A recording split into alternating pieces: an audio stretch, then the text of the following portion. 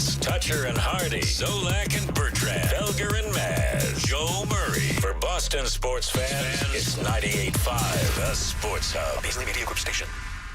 Essential Sports Hub headline presented by Celsius Energy Drinks. Patriots grabbed their first win of the season and their first win in Miami in 6 years yesterday, 33-27 over the Dolphins. Drake May, an efficient 19 of 23 passing for 230 yards and a total of 3 touchdowns. And Antonio Gibson put his team ahead to stay with a 90-yard kickoff return for a score with 7:06 left. Make a play, AG, make a play. They just made one, and I was just talking to myself, make a play, AG, make this a play. Just go score, AG. It happened, so I need to talk to myself a little bit more, like I said. The defense also added 5 sacks. Milton Williams had 2 of them, including the game winner on 4th down with under a minute to go near midfield. Patriots are 1-1. They're back home to play Pittsburgh on Sunday. The Steelers are also 1-1. They lost at home to Seattle yesterday, 31-17. Patriots are also alone in second place in the division after the Jets got blown out at home by Buffalo yesterday, 30-10. Dallas has signed former overall number 1 draft pick Jadeveon Clowney, and Cincinnati quarterback Joe Burrow left early in a 31-27 win over Jacksonville with a foot injury. He did not return. He's been diagnosed with turf toe and may need surgery. And the Red Sox avoided a sweep. They beat the Yankees at Fenway Park last night 6-4. The Sox got 6 in the first inning, and Garrett Crochet made it stand up. He allowed 3 runs while striking out 12 over 6 innings of work. Sox are a game and a half behind the Yankees for the top wild card in the American League and only a game ahead of Houston for second place. They'll face the Athletics at Fenway Park tomorrow night. Sports Hub headlines are brought to you by Super Service Today, Massachusetts' #1 provider for residential and commercial plumbing, heating and cooling, and drain cleaning. Day or night and always done right. Visit superservicetoday.com. I'm John Wallach on Boston's Home for Sports, 98.5 The Sports Hub. Your next update at 6:30. To us, Boston pride runs deep. I'm a Bostonian! This is Boston's Home for Sports. Bow, bow, bow! 98.5 The Sports Hub. Ladies and gentlemen, I need all of you to stop what you're doing and listen. Toucher They love the show. In fact, they said, Fred, you're the best. and Hardy Who's Taylor the originator? on 98.5. Hello. Hey there. Aloha. Bonjour. How are we doing? What? I'm an animal. Can we use this for the radio? No, Nick, with your drinking at noon on Mondays. Well, I tell her the truth, I miss Booty. That problem is too large for the starch. You know how I feel about clowns on morning shows? I'm just saying, hello. Toucher and Hardy. Watch Daddy and Uncle Freddie. Knocking back 25 glasses of soda. having some fun. On 98.5 The Sports Hub. Let's go. Which she knew 3 songs of. That's not happening again. She did not know. She enjoyed the concert, but she did not know what was going on. And, and I could tell that she didn't because, in much to her credit for getting a huge crowd in there, she sings half her songs in Spanish. So, I was like, you don't know these songs. But she seemed to enjoy herself. But I will give Caliuchis, or what's her name? Caliuchis. Caliuchis, I said it right. Okay, so Caliuchis, I'll give her credit. She sang. There was no backing track. She sang, and at the end, she came out and a cappella saying things. She asked the crowd what they would like to hear. There was a lot of choreography in the show and stuff. They put the curtain down, and she walked up on this small stage into the crowd, and she just legitimately was asking people, what do you want to hear? And Was it orderly? Was everyone given a small notebook and a golf pencil, and you wrote down your request and you passed them forward, and they unfolded each one on the stage? There was a piano player on stage with a fishbowl, and you could walk up whenever you wanted to, and you could tell them to play Piano Man. So she did sing Piano Man. Now, I know it's not required, but was it considered the right thing to do to drop a couple of bucks in the fishbowl, too? It was strongly encouraged. Okay, all right, but not required. But she's a big artist, so people were putting in 20s, real money. Right. She goes, I like the kind that folds, not the kind that clangs. Yeah. She let you know right away there was no change that she wanted. Excellent. But she did ask and then it wasn't BS. She asked the crowd what do you want to hear, and then she sang a song. She's like, that's all I know of it, all I can remember of it. So she sang, and that's all you're really looking for. It was a low bar, but she was singing, so I have that going. But that for some reason, that concert, when she pushed that right to 11, and then So was it the Garden? it was at the Garden, and she pushed that right to 11, and then you get home, and then I'm all hungry and everything. There's nothing. I can't go right to bed. Did you eat? Yeah, at those shows, dude, I'm like a dad. I eat and get soda and like sit there and eat. But I mean, after you got home from the show, you said you were still hungry. Yeah. Did you eat I before you I went to didn't bed? eat like dinner. I ate like candy and ice cream and stuff. That's good right before bed. Oh, that's all right. That's not going to bother me. If I didn't have ice cream, I had yogurt like stuff, but I did eat candy because I buy these bags of candy, and then I sit there and I have one, and then I'll go, well, now it started, so now I got to have like 1 million of them. That's the way that I operate with the candy now. You got to have vices, and when you take away a vice, you have to have another vice. You understand? Oh yeah. No, I do. Yeah.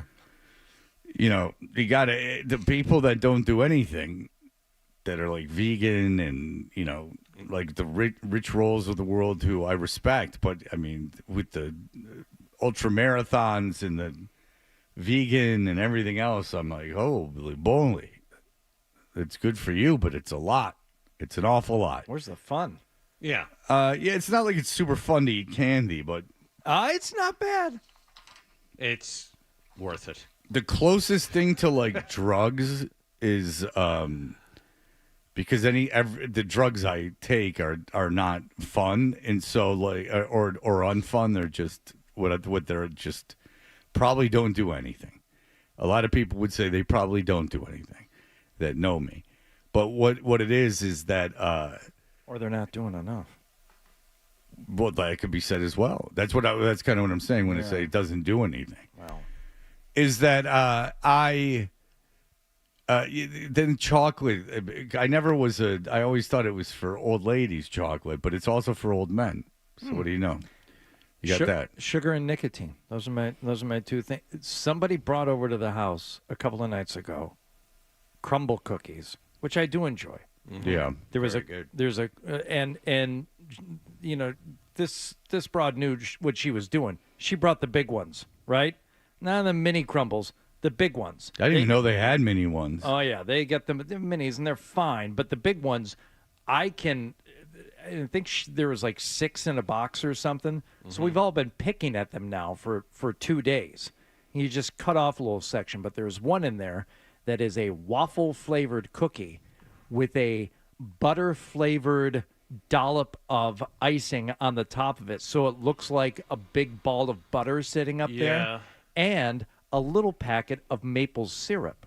And what you do is you cut off a little section of that cookie, you get a little bit of that butter-flavored icing spread on there, and then you drizzle some of the maple syrup from the foil pack on there. Man, that sounds so good. Holy crap. Oh, my God. And it's seriously, it reminds me of my, like, drinking and drug days. It's like I have to portion it off. I'm like counting how many more bites of this I'll be able to take. And I'm watching to see who's walking over toward the box to see if they're taking a little sliver of it. But that's that.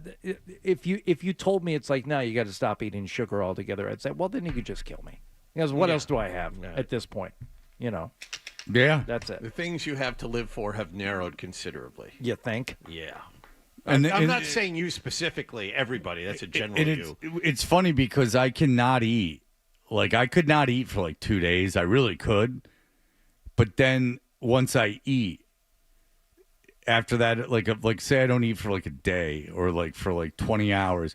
Once I like have anything to eat, then my body just goes like, all right, eat. Yeah.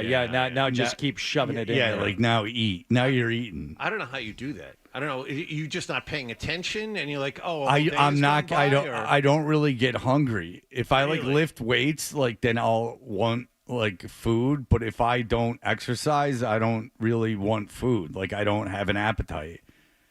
I don't. Again, I don't know if it's my age. I don't get hungry. It's a great trait to have. Well, yeah, because I'm so thin. No, I just no. I can. Well, just... you lost all that weight, and you still can go long periods of time without eating. That's, I would say, unusual. I guess, yeah. I can go a long time without getting hungry. Now it hasn't done me like a lot of good. It's not like I'm cutting tons of weight, but because then I'll have all the candy, because sometimes if the candy's sitting there, then I'll just start eating candy. You know what? This is the worst or maybe best conversation for me this morning because I don't know what happened to me over the last month. But I haven't changed dramatically my habits, either eating or activity. And I'm reluctant to say exercise because really it consists of like walking when I play golf, walking the dog, and pickleball. That's it. It's not like I'm working out. But I've been gaining weight. Not a lot, just like, step on the scale every few days. I'm like, I haven't changed anything. And I'm up a half a pound. And then, 3 days later, like, up another half a pound. I don't know what the hell's going on. Well, that can be water. A half a pound is fluctuates. I mean, that's just, it could be the time of day. I was at like the same place, give or take a pound or two for a while. And now I'm up like 4 or 5 pounds, I would say, over the last month and a half. And I don't know how or why. So now I got to do something. Like, ugh. But now even what? 4 or 5 pounds is not that big a deal. I mean, but I don't fluctuate that much. Right. It's just I would say like if it gets to be around 10 pounds, that's when you've really put on weight. But 4 or 5 pounds, to my understanding, do I look heavy? Hardy, can you feel it? Yeah. Do you know what I'm saying? Like, do you feel the difference between the 5 pounds? Because that there's for me is the bit, like, there's one pair of shorts that don't fit now like they did at the beginning of the summer. All right. That tells you. Because I agree with Fred. Like 10 pounds is like the kind of the wow. That's when you need to get. But depending on what weight you're used to being at, like same thing. Like if I put 5 pounds on and I can feel those 5 pounds. That's what kind of makes it a difference. I don't feel any different. No. Here's the deal: is that if you weighed yourself 5 times a day, you would never weigh the same, or you might weigh the same 2 of the 5 times. Like a half pound, a pound, 2 pounds. Like those are things you can't. It's the scale. It's the amount of water in your body. I mean, it could even be better for you. There's a lot there. A half pound could be you put a half pound of muscle on because you were like whatever your legs muscles, like you put on like a quarter pound of leg muscle over the course of 2 weeks. Like there's weight's a weird thing, but fitting into clothes, now that's the true test, right? I don't like unless you just ate or something, or unless you ate something and got bloated. Yeah, like there are times to weigh yourself, and there are times to try things on, and there are times not to. Well, yes. John, I think you would know this too. Is like you're not supposed to weigh yourself every day, or if you do, you're supposed to weigh yourself at the same time every single day. That's correct. Which I would suggest is right when you wake up. Yep. Because that's the best time to feel good about yourself, right when you wake up. Well, it's also like a standard where you didn't eat probably when you slept, so like that, it should be a pretty, as these things go, a reasonable. That's why I was told to weigh myself in the morning because it's been, I don't know, take a pick, 10 hours since you ate last. You know what I'm saying? I mean, you're never going to be thinner or feel better about yourself when you stand on the scale than you do when you wake up in the morning. If you haven't had like a late night. And for the audience, I realize I'm not like ripped or like in, any great shape. I'm just telling you that I can go a long time without having an appetite. I'm not under the illusion that I'm a runway model or some kind of fitness guru. You know who I went out to eat with on Friday, speaking of food? Who's that? Christopher Rucker. Oh, how was he? How's he doing? He was on the way to see the band. He had just seen Bret Michaels. Oh, he was seeing UFO. He was seeing the band UFO with no. It was just Stenker from from UFO. Eddie Trunk's favorite band. He is a huge Eddie Trunk guy. Yes, of course. Yeah. He was going to see UFO. He's like, I got a friend. He's like, big, like real estate mogul. Super into UFO. Got the backstage pass. Probably into UFO. He's like really into UFO, They're playing in Lynn. Or they're playing in New Hampshire. Yeah, good luck, dude. going up to the penny slot place, gonna see UFO. And yeah, he goes to like he listens to CDs. He put a CD player in his car, and he's got all these CDs. Oh man, he loves like Eddie Trunk metal. Oh, does he love it? He can't get enough of it. Yeah, Where'd you eat? my club because I have to get through that minimum. when was the last time you were in there before the dinner with Ruck? The last time that I told you I had to eat from when I played golf with Maddie. Whenever right. Maddie was here. That's right. It's been a while. Yeah. I mean, I don't I don't particularly enjoy being there. I got to play golf on Wednesday with these guys, but it's good because the tee time got moved later, and I got to pick Zoe up from school. So it's only 9 holes, so I'll get out of there after 9 holes. So even if I spray it all over the place, I don't really care. It's 4 guys, one of them super into it, and the other guy, one guy I don't know. So it's best I get to get out of there. I'm excited to leave. I like the people, but I don't like the pressure of it. After the fourth hole, you're like, okay, only 5 left, only 4 left, only 3 left.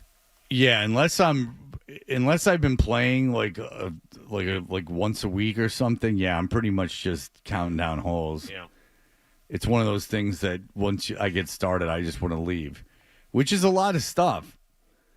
Even stuff that I really enjoy. I just find and I know I'm doing it. And I think it's something most people do, is you just go like, okay, like I'm doing this. When's it over? Like, and you just start waiting for it to be over. But a lot of it's stuff that I picked out to do. Like I wanted to do it, but then I'm like, when's this over? Is it a situation where you just want to go home, or is it you just don't want to be there? Because those are two different things.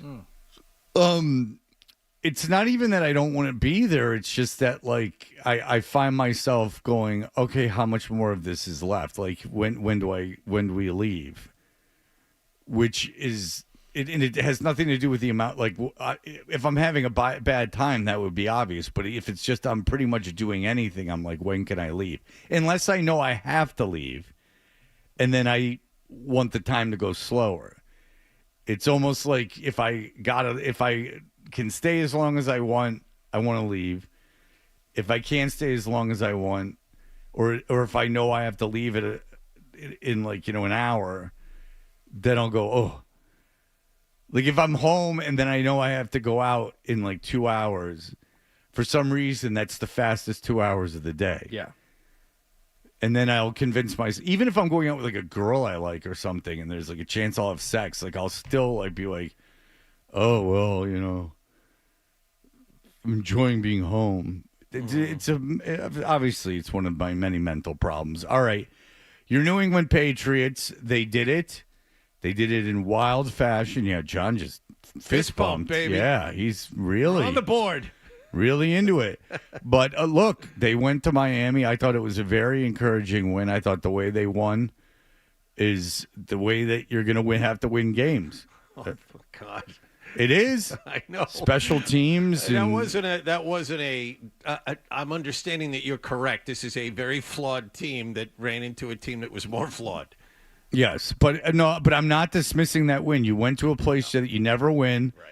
And you made plays that you needed to make. Against a quarterback you've never beat. Exactly. Yes, that's right. It's crazy. It is crazy considering how the lack of physical gifts that guy has. But I thought it was a very good win. I had been hoping that they would win that game. I really was. More than anything, before we get into it, it was an entertaining game. Oh, yeah. It was a hell of a way to spend a few hours on a Sunday afternoon, which is after the first quarter. Opposition to most games we've been watching for this team for the last several Well, the years. second half was a lot. There was a lot going on. Well, there's a lot. Yeah, there's a lot going on, period. And we'll get to a lot of it.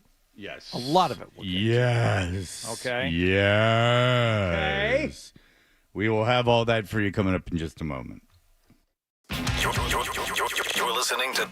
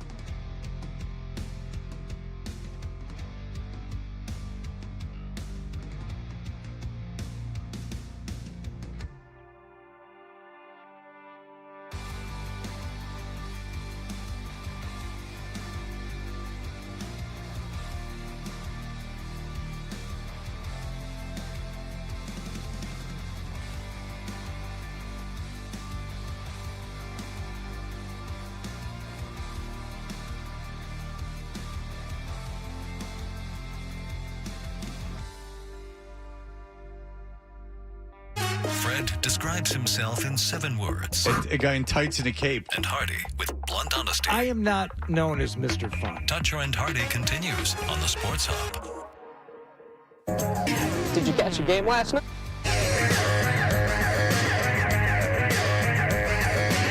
We're Dutcher and Hardy. What happened last night is brought to you by Leonard Hair Transplant Associates, where your hair doesn't have to be a game, but what happens. So change your lettuce and change your life with Dr. Matthew Lopresti at 1-800-GET-HAIR. The Patriots, not a lot of success down in Miami. The Dolphinville. Go ahead, do it. Yeah, I mean, that's what I call the greater Fort Lauderdale area is Dolphinville. So, yeah, not a lot of success, but here we go. Yeah, so they showed up in Miami yesterday to take on the Dolphins. I would first like to, accept the L on my brilliant idea of taking the Dolphins to score a touchdown on their first drive at plus 240. That was the one that I was chirping about. Oh, I got this bet. I got that. All right, that didn't happen. Patriots got the ball and immediately got to work. Douglas in motion. Another bootleg to the right. Maine throws it. He's got an open man. Yes! Touchdown, Patriots! Across the near sideline as New England takes the lead. What a play call by McDaniels. How about the whole drive? You come out and run the ball. You pound it. Sort of different intensity to start the game. Get your quarterback going with some quick throws. Yeah. A couple of quick throws, a couple of runs, and then the icing on the cake. Borregales, again back home in South Florida. The snap from Ashby to Behringer. It's down. The kick is airborne to the uprights, and it hit the right upright. Oh, my God. So the rookie played in this stadium for the University of Miami and went 2 for 3 last week on field goal tries with a miss to the right, is unable to connect, and the Patriots have a 6-0 lead in the early going. Kickers. Look around the league. Kickers are the difference between a lot of teams winning and losing. I mean, it's amazing how much that position has grown. That 50 remember when we were younger and 50-yard field goals were like kind of where it was iffy? Yes. Like around 50? I do. And now those are automatic. And now 60-yard field goals are the ones that are kind of iffy. Right, but very makeable. Yes, it's crazy when you hear him talking about it. It's like, oh, that's a little bit out of his range. Why? What are they at? 58. Yeah. Like a 58-yard field goal 20 years ago was unthinkable. You wouldn't even think about it. A week ago, the Steelers win on a 60-yard field goal. You saw the Dallas game. That was a 64-yard field goal that gets that gets Dallas into overtime. I mean, they're gonna have to do something. They're going to have to do something about field goal. They're going to narrow the goalposts. They're going to have to narrow the goalposts. They're going to narrow the goalposts is what they're going to do. Eventually. I mean, you're right. I mean, 55-yarders are layups for guys who kick in the NFL right now. Yeah, and it's not great when you can most make kickers. Yes. A 64-yard field goal, if that starts becoming like a 70%, 65% proposition. Yeah. You don't even have to move the ball. You just have to basically get one first down, and then you're essentially in field goal range. It's true. Usually, most NFL drives start between the 30 and 35-yard line at this point. Right. So you need 20 yards of field position, basically. So a 67 is from the 50. Yeah. So you start at your own 35-yard line. Yeah. So you need 20 yards, basically, to have a chance. Unless you're the Cowboys, you don't even need 20 yards. Brandon Aubrey, we were just talking. No, I know Aubrey's great. He's the best kicker in the league. Yeah, I know, but there. I mean, if you just need to get a first down, basically, and then you're basically in field goal range because you just really do need a first down, and then you just need to. You could run the ball 3 times for like 8 yards, and then be in conceivably field goal range, especially at the end of games and end of halves. That's insane. That's not great. Yeah. And then you have Borregales missing an extra point. Mixing an extra point. Well, yeah, because the Patriots would find the touchdown again before the Dolphins got on the scoreboard. Takes the snap, back 2 steps, lobs a throw left side, looking for Booty. A lot of contact, and Booty makes the catch. Touchdown, Patriots! I said it on the prior play. You got one-on-one on Jack Jones out there with Booty. I wanted the shot there, but they waited till the next play. What a throw by May, which allowed Booty to find the ball in fight. This kid, number 9, has got a knack for catching the ball down the field. I believe that's the play where Pop Douglas was in the same area. Yes. It went over Douglas, and somehow Booty managed to reach out with his left hand and bring it in. You tell me, absolutely on the witness stand, was that ball 100% the whole time going to Booty? I'm not sure. I'm not sure either. I thought it was. Booty, that was the one where they were talking about how if you can hook the corner and that you're in that position that you hook the corner, like, I think that was going to Booty, and I think Jack Jones misplayed it. Okay. It looked like he was on it, but and by the way, that's about as low a play-by-play guy you'll get. I think there was even some issues with the audio being in sync with the video. There was. The audio was a couple of seconds ahead there for a while. Yeah, because when Waddle caught his touchdown, they announced a touchdown while the ball was still in the air. Yep. That's the first quarter in general was abysmal. Yeah, it was a little bit of JV affair, and then it kept shorting out and stuff.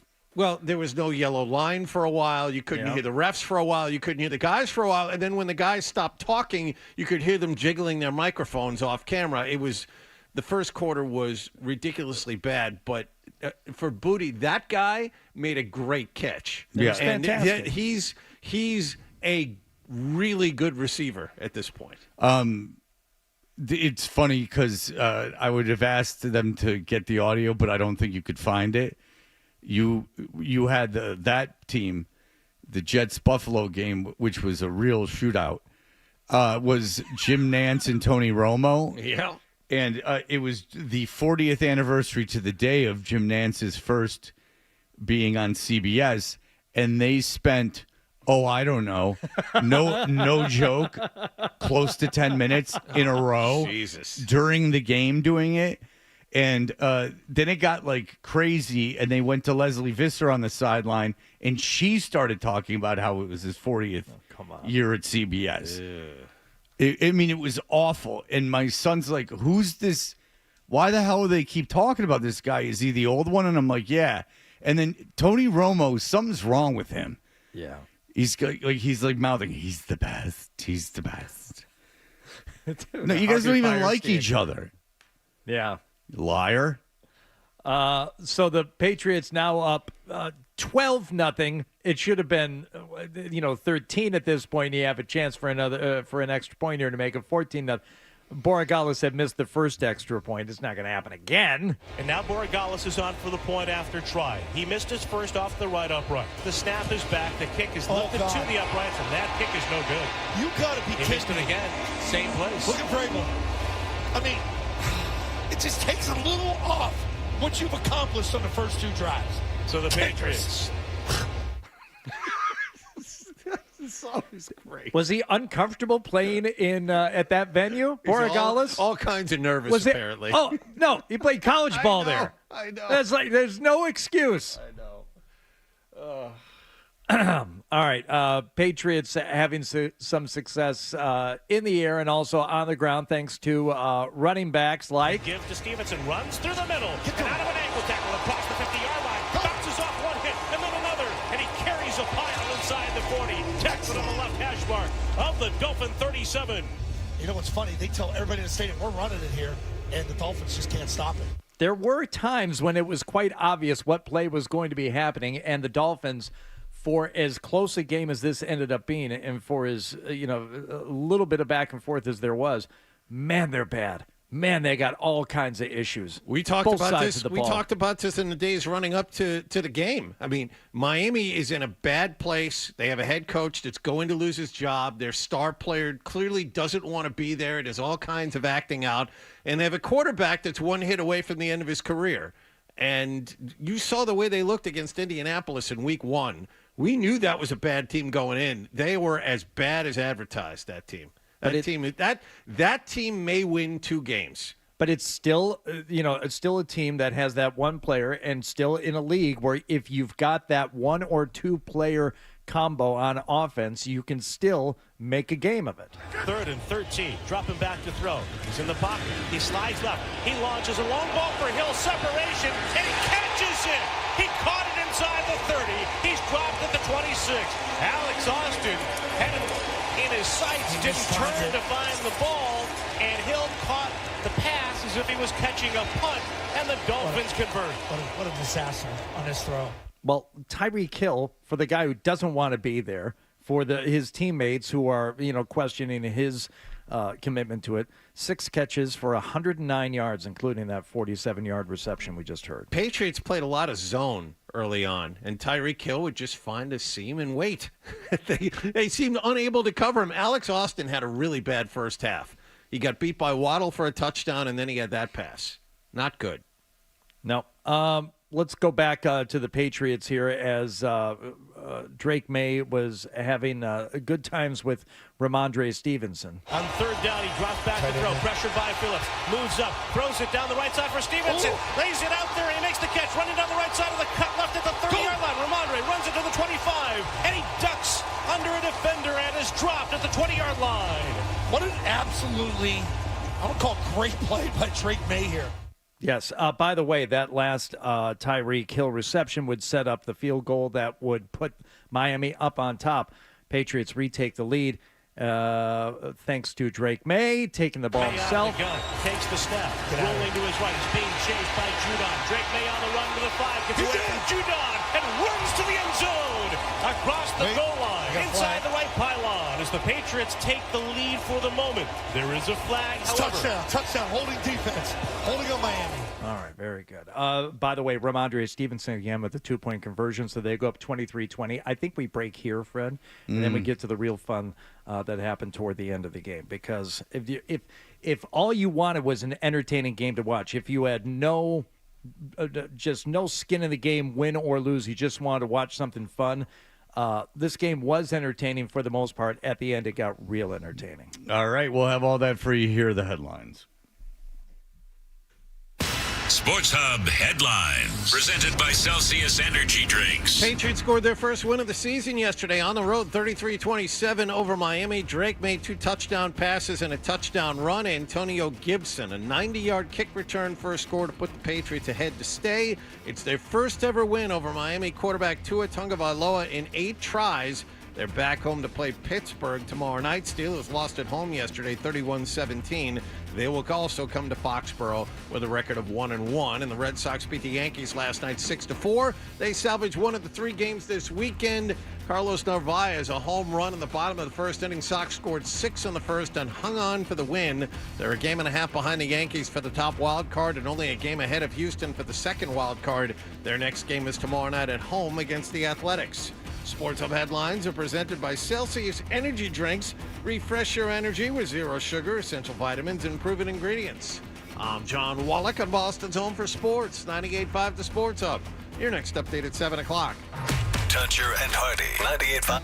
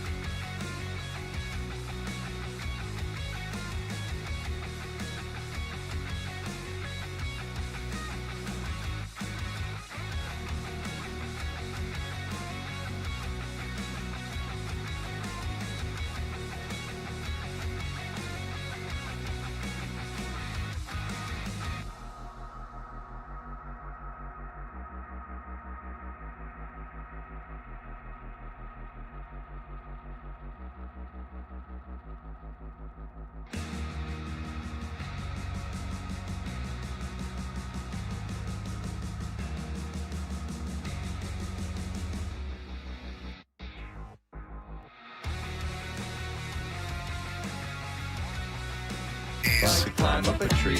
You know. We're the best friends you can be, my buddy and me. Now, Me. more of your best morning buddies, Toucher and Hardy, on the Sports Hub. Moragales again back home in South Florida. The snap from Ashby to Behringer. It's down. The kick is airborne to the uprights, and it hit the right upright. Oh, my God. The snap is back. The kick is lifted to the uprights, and that kick is no good. You got to be He missed kidding it me. again. Same place. Look at Vrabel. So the Patriots. Kickers. Just like Miami! Miami! Show the Lobs a throw left side, looking for Moody. A lot of contact, and Moody makes the catch. Touchdown!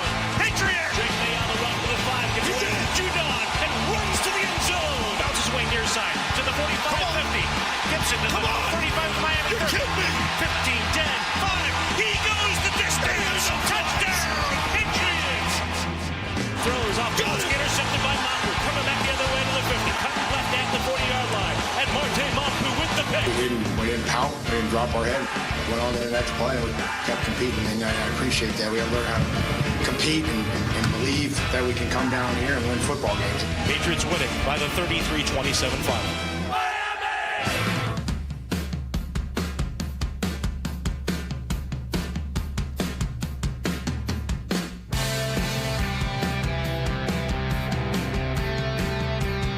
We are Toucher and Hardy, when we last left, what was the score of the Patriots game? 23-20 Patriots. They had just scored a touchdown, converted on a two-point conversion, make up for at least one of those missed extra points earlier. So they had a 3-point lead. Go to the fourth quarter, midway through. Patriots at the ball. They have to punt. And let's see. It is it Washington back to receive the punt? Yes. Lake Washington. Yes, for the Miami Dolphins. Here we go. A hop and then a run to the right. Got away from Schoolers. Spun into another pick and then broke away. Near side, 45-50. Trying to outrun Behringer. He does. He's going to run down the left side of the 30 to the 20. Angling right to the 10 to the 5. No flags. To the end zone. No flags as those told you. Miami has taken the lead. Touchdown. Just like that. Boy, does that take the wind out of your sails. Gross. Scott Zolak sums it up nicely there. The Dolphins would go up 27-23 at that point. That was right after Garrett Bradbury bounced a shotgun snap past May on 2nd and short to make it 3rd and 26, forcing them to punt. Yes. Yeah, not good. All right. So we heard Vrabel there in the postgame, just a little snippet of it, talking about how they would bounce back. How would they bounce back from that on the ensuing kickoff? The liner handled by Gibson on the run to the 20, to the 25 with the cut inside the 30. He bounces away near side to the 45-50. Gibson to the 35 of Miami 30. 15, 10, 5. He goes the distance. Touchdown, Patriots. A somersault to punctuate a touchdown return for New England, and the Patriots have the lead. Stick that one in your head. Yes, 30-27 Patriots retake the lead. Now, what are our feelings collectively about Mike Vrabel running along the sideline during that play? He's not the first to do it. It's something that's actually fairly common. Belichick did it all the time. He had his boobies hitting him in the face. That's why he often had heart attacks on the sideline. No, like Pete Carroll, big guy doing it. Well, that's why Belichick would have the face bruises from his breast coming up and hitting him in the face as he was running down the side. Move damage. And then he would have to be carted off the field. You do it, I do it. It's just something that most coaches do. They tend to run down the field during those.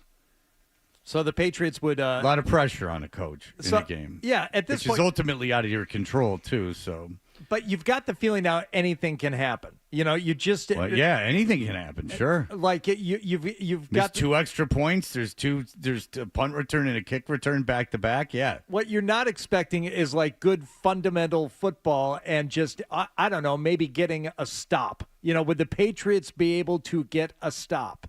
Snap the tackle by Lewis. 4-man rush. Pressure from behind. He is sacked from behind. And Harold Landry with another sack as a Patriot. 2.5 last week versus Las Vegas.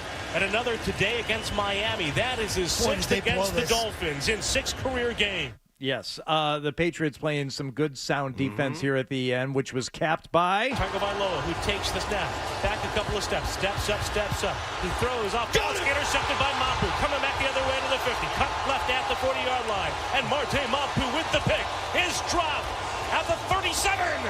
$50 million, my rear. You can have him for that. Hey, well, I have no idea who he was throwing the football to. Even if Mapu wasn't there, that would have gotten intercepted. That was a terrible throw. My rear. Yeah, I didn't care for that either. No, I don't like that. I think he's compensating a little bit. Now, a little bit later, we're going to listen to some locker room audio in the post game. But one of the game balls was given, believe it or not, to the kicker specifically for this. Try to stretch a 3-point lead. The snap is down. The kick is airborne at the upright, and that kick is good. He nailed it. So the rookie, whose day began back home in Miami, inauspiciously converts that long field goal try. And we're going to be dice rollers here, man. We're just throwing at the end of the game. Like, give me a heart attack here. Like, what are we doing? All right, so I'll tell you. That brings up a very interesting point. Go ahead, Fred. I'd give him a game ball, too. I showed quite a bit of resiliency. He could have fallen apart completely, so he did have two very big field goals. Yes, Jonathan. Let's not forget that originally Vrabel didn't want Borregales out there. He was going to go for it on 4th and 2. Morgan Moses called for a false start penalty to make it 4th and 7. So then you trot the field goal kicker out there, and he kicked it. Yeah, Moses needed a breather. But it was on that series where, all right, you need to kill some clock here. What are we going to do? What are the first two plays we're going to call? Runs, you would think. How about a pass? How about an incompletion? Stop the clock. All right, we learned our lesson. What are we? That's Josh being extra creative again. What are we going to do? Well, all right. Second down. What are we going to do? We're going to pass it again. Yeah. Now that one got completed, but holy crap! What are we doing? The big criticism on the broadcast for that first pass was it wasn't there. The receiver was covered. If you're Drake May, you need to pull the ball down, take a sack, or if you really feel the need to throw it away. But I would have preferred him to take a sack and force Miami to take that extra time out. Right, that which nice. That's asking a lot of a second-year player to take a sack in those situations. I wouldn't call the pass play to begin with. Well, yes, take it out of the kid's hands. That would have been ideal. Well, yeah, I mean, just asking a kid to go, hey, situationally, you should take a sack here is. First of all, they're not saying it into his ear, I would imagine. I imagine they're going hey, take a sack if you can. If you get in any trouble, because you're in any other scenario, you were not to take a sack. You were to get rid of the ball. So I'll give him a break on the taking the sack thing. Yeah, that seems like 10-year vet, 11-year vet play. But ultimately, Josh McDaniels should have called 3 runs, forced Miami to use all of their timeouts, and he didn't. Right. And no, you could have paid. He was playing chess. So the Dolphins did get the ball back one final time, down 6. Some time left on the clock. It came down to this. Tagovailoa takes the snap. He drops back. He looks down the middle. He's pressured. He's sacked by Melton Williams. Takedown in the backfield. And the Patriots on the verge of taking down Miami for the first time since 2019 here in South Florida. I just want to get out of this place. I just want to go home. Get me out of here. Nothing good happens here. What a game. Yeah. And I mean, Miami think they would score, right? With the weapons that they have at that part of the field. 2 sacks in a row. Not bad. No, and so the Patriots moved to 1-1 on the season. Dolphins winless at 0-2, 33-27 your final. John, what was the stat that we were talking about last week? The last time the Patriots scored 30 or more. Bailey Zappi was the quarterback in Cleveland. Andrew Callahan was the first one to let us know about that. Bailey Zappi in Cleveland 3 years ago. That was the last time they got 30. All right, this man's name is Alf. Oh. I hope no cats around. No cats. Yeah, Well, because, actually, Alf there are ate sometimes. cats. There's a lot of stray cats from the trailer park. Yeah, Alf used to eat them. Yeah, I know, but not this Alf. Okay. I'm a different Alf. He also had one episode where he was a rock star. Go ahead. I forgot about that episode. Yeah, that's a good one. Go ahead. Actually, I was, how come the dude got a Lions hat on? Me? Because I own Lions hats. Good That's call. I weird. appreciate that you're taking the controversial. I have many, many Lions hats. How come the dude got a lion? Oh, you mean this dude? The dude you're speaking to? Oh, okay. Yes. Well, I mean, I'm glad that you were a big fan of the show, Alf, as you are an alien life form. And I don't want to be the bearer of bad news, but the father of the family you're with is into crack. Wikipedia the day away. That happened, my friend. That I've double, triple checked, quadruple checked that. That he got caught with gay hookers and crack. There's nothing on his Wikipedia about that. How is that possible? How do you? I mean, you can Google it. I mean, I'm not making it up. Alf guy, hookers and crack. This guy? That guy? Yeah, that guy. Wow. Yeah, Alf totally end up in a crack house. Max Wright's his name, right? Yeah. Yeah. Smoked crack and gathered homeless people for orgies. Yes, I'm looking at that right now. Maybe his family runs the Wikipedia page and they've decided to leave that out. Alf's, you want to hear his obituary? Alf stars sad death after DUIs, porn, and drug, ... That's what I got from his obituary. So I can assure you, how about this from Radar? Dead Alf star Max Wright's shocking sex and drugs downfall. It is something that happened. I can't speak for Wikipedia, but believe me, I've knocked around enough Alf in my years in radio that I am well aware of Max Wright's problems. All right, we'll be back in just a moment. How come the dude got a Lions hat on?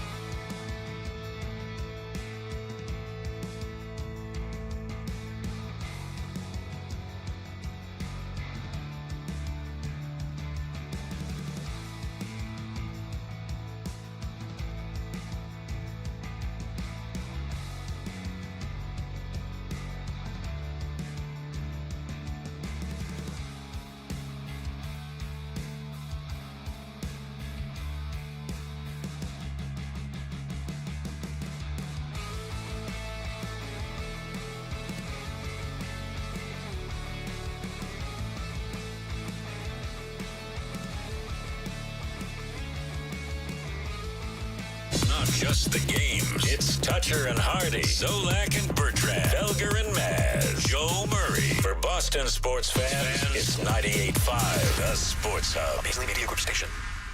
Essential Sports Hub headline presented by Celsius Energy Drinks. Patriots won in Miami for the first time this decade yesterday, 33-27 at Hard Rock Stadium. Antonio Gibson's 90-yard kickoff return for a touchdown came 12 seconds after the Patriots had allowed a punt return for a score. It came with just over 7 minutes left, and it also gave Mike Vrabel's team the lead for good. We didn't pout. We didn't drop our head. We went on to the next play, and we kept competing, and I appreciate that. We got to learn how to compete and believe that we can come down here and win football games, and I think they did. Drake May threw touchdown passes to Mac Hollins and Kayshon Boutte and added a TD run to lead the offense. Patriots won their first game of the regular season. They'll play Pittsburgh and Foxborough this Sunday. Steelers lost to Seattle yesterday, 31-17. They're 1-1.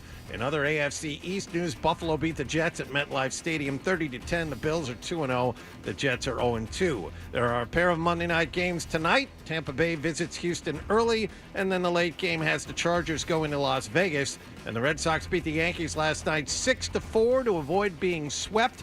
They have 12 games left. They're a game and a half behind the Yankees for the top wild card and only a game ahead of Houston for the second wild card.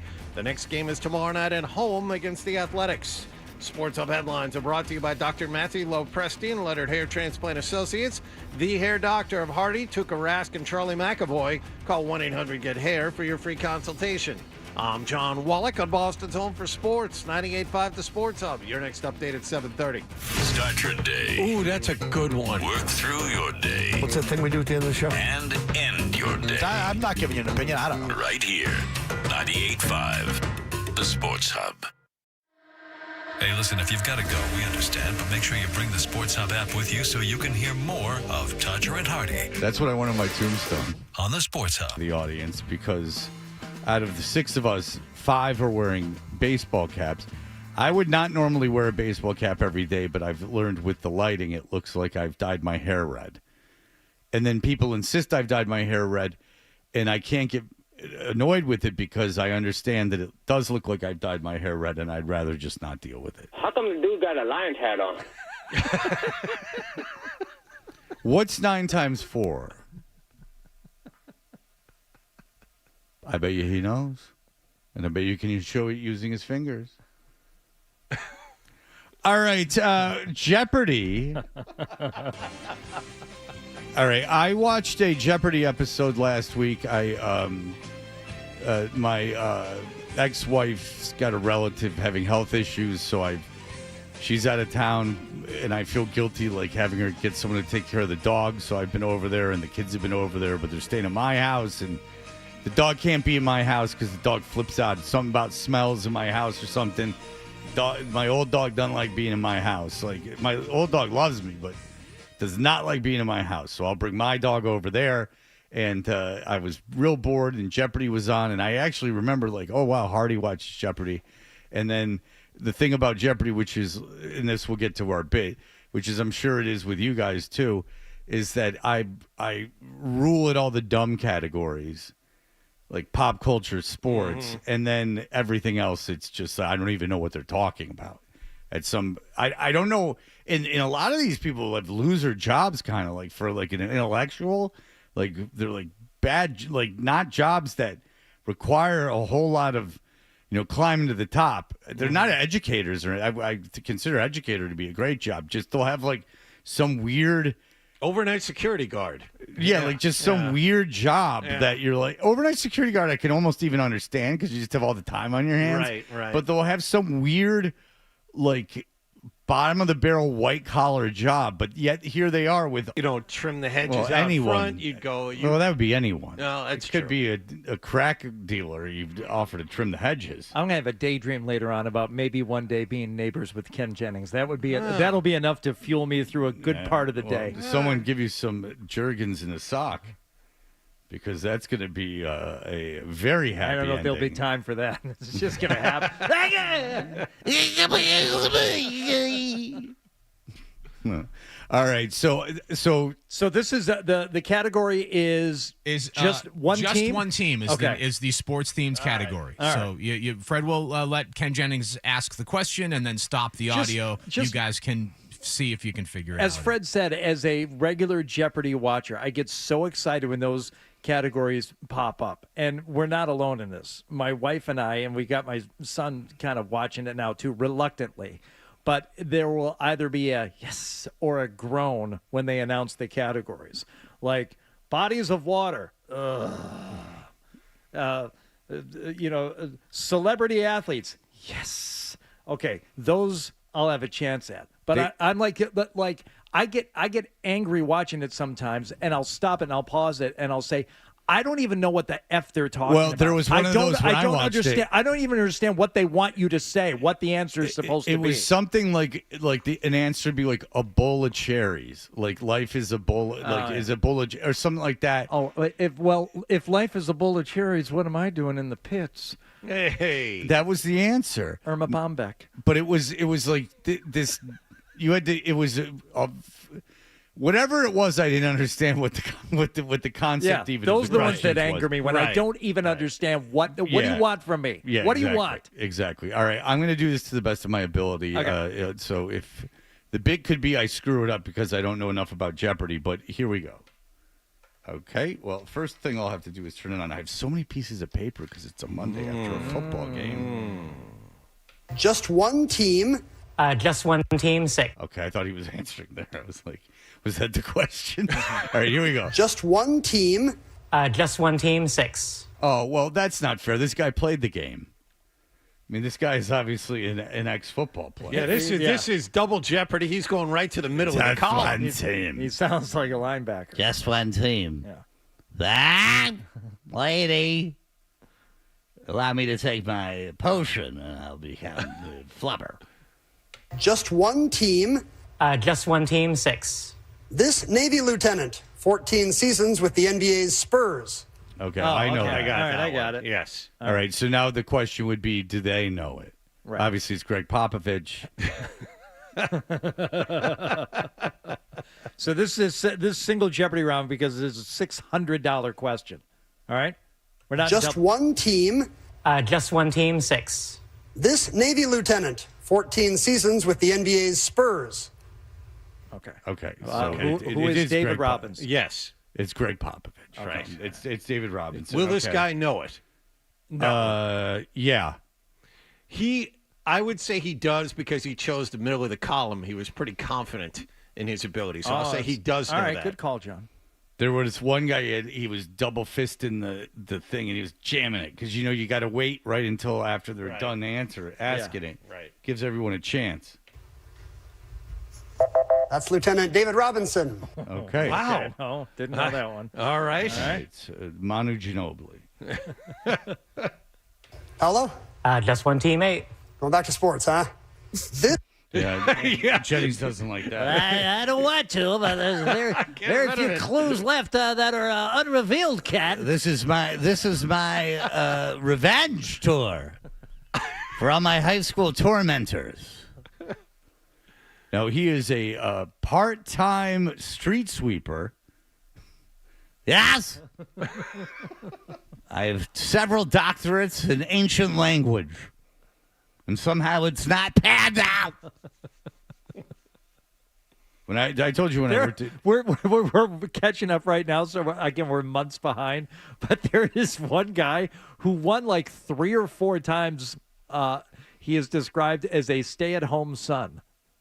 That's how he describes his occupation. But that's self-deprecating. That's kind of funny. When I worked at Borders for that, which was impossible to get fired from, I didn't show up for 2 months, and I would get messages on my machine like, "Hey, Fred, thinking about coming in? You're on the schedule." I'm like, "You're still putting me on the schedule?" But there were several people with advanced degrees that worked at the Borders, but they were total like nerds and snobby nerds. But they worked at Borders in their 40s, and it's like, and it wasn't like and this was like the tech boom was still before the bubble burst, like where people were getting crazy jobs out of college. This was like a huge time for the economy. Have you seen the new Hulu online ad with Brian Cox? No. Oh, you know who Brian Cox is from Succession? Oh, no, I actually thought you meant the old Miami player. No. I know who you're talking about. Okay, so it's like a 2-minute ad, and it's really well done. He's going back to school as a freshman, so he can get the the Uber student discount, right? But he has to go through all the machinations of being a freshman. And, of course, he's grumpy, and he's sitting in an orientation session. I'm like, let's go around the room. Jeremy, what are you doing here? I'm a dual major in political science and anthropology. And Brian Cox says, you make a fine barista. He's just a prick to everybody, but ordering Uber Eats in the middle of lectures. Sure. And, yeah, it's good. Just one team 8. Going back to sports, huh? This player owner, 17 seasons a Penguin. Okay, I know the answer. I to do that. too. Mario Lemieux, is he Yeah, part owner? Mario. Yes. Lemieux. It is Mario Lemieux. Okay. All right. Oh, would they get this Oh, right? no. He's not going to know any of these. Yeah, there's no way. chance. Hello. Who is Lemieux? It is Mario Lemieux. Well done. Oh! Yeah, that's a little secret is that I've learned is they don't have to give the first name. So best just give the last. Yeah, screw it up. Just one team 1,000. 21 seasons as a Royal, hitting .390 in one of them. Okay, we know that one, All right, yeah. So All of right. course George Brett. Brett, Yeah. yeah. All right. So here we go. Oh, will they know it? I have kind of a. They hint. might know it because the Lord song, Royals, was actually inspired by a George Brett photo. His diarrhea story. No. So maybe that because of the Water. the trivial nature of George Brett being a Royal and inspiring the Lord song Royals, I'm going to say they'll know it. I'm going to say there's no way, but what it does give us an opportunity is play his story of having diarrhea when he was at spring training and he was telling the kids about how he had water. Water. Yeah. He's Never gets describing old. his diarrhea. Yep. That's George Brett. Oh, no. Yeah, That's Yes, a I got dealer's my- choice here. This is hard. All right, here we go. Just one team 4. Michael Strahan, 15 seasons with this team. Oh, boy. You got to know that. I would think. Yeah, he's on TV a lot. It's unfair because I get a pause, but I have to assume they would know Michael Strahan. Yeah, he's on the he knows Today that. Show But and everything did they else. know what team he played for? Yes. That's what they're asking for the I mean, team. a with couple this Super team. Bowls. Yeah. I mean, he won a couple Super Bowls. It's in New York. I'll say no. There's a big pause, so you're probably right. Michael Strahan, 15 seasons with this team. With the Giants. Jesus. That's way easier than the Lemieux one. Yeah. Well, that was the $400 one. Lemieux was 1,000. That was the hardest one in the category. You know what? But they got it right. Oh, yeah. Is my point. Yeah. Paolo, back to you. Only one more sports clue left. Let's do that one. Let's try it. This reliever, 19 seasons as a Yankee. Are they showing pictures? They are showing pictures. Oh, no, I'm God. sorry. They showed right. They showed a picture, I believe, of George Brett.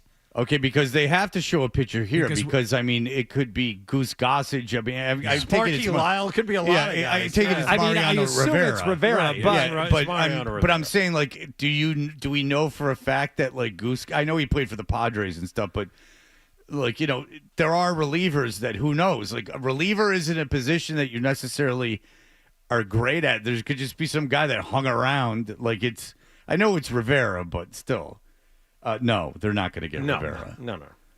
No. They're just going to go some Latino. Some kid from Latinoville. One of them Latinos. They're getting a hard time nowadays, the Latinos. Kicking them out. That's what the Jeopardy contestants sound like now? Now they're real slow. They all sound like Kissel. I used to be a seaman. Now I just put it all over. This reliever, 19 seasons as a Yankee. Oh, no. That's first ballot Hall of Famer Mariano Rivera. Yeah, All right, I like how he added that in there. One of the more famous baseball players ever. Nice work. Piss off, Jennings. There's no rhyme or reason to that. No. Didn't know David Robinson, knew Mario Lemieux. Really I would have strange. won Jeopardy in that round. Yeah. I think I would have done very You would have well. run the category. Yeah. All right. And then they would have gotten into like bowl of cherries, and then I would have been very, very lost. All right. Mike Reese will join us. That will be in just a moment, and we will discuss the big win. Very happy that they won yesterday. I usually root for the Patriots to lose, but it's been enough. It's time something good happened, and it's time that they're 1-1. And I'm almost happy they lost the first game. So now you get this game, and everyone's a little level-headed, and we can go into realistic expectations of this team. We will be back in just a moment. And I'm standing here like this. I got my butt pinched. More Toucher and Hardy on the way on the Sports Hub. At Boston.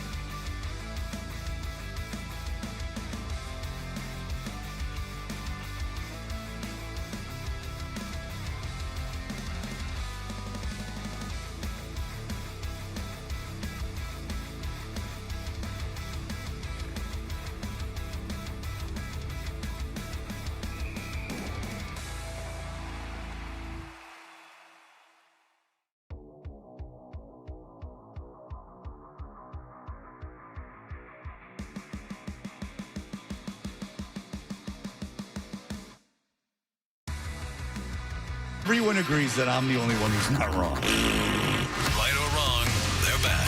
Toucher and Hardy on the Sports Hub. It's proof of what the work you put in can result.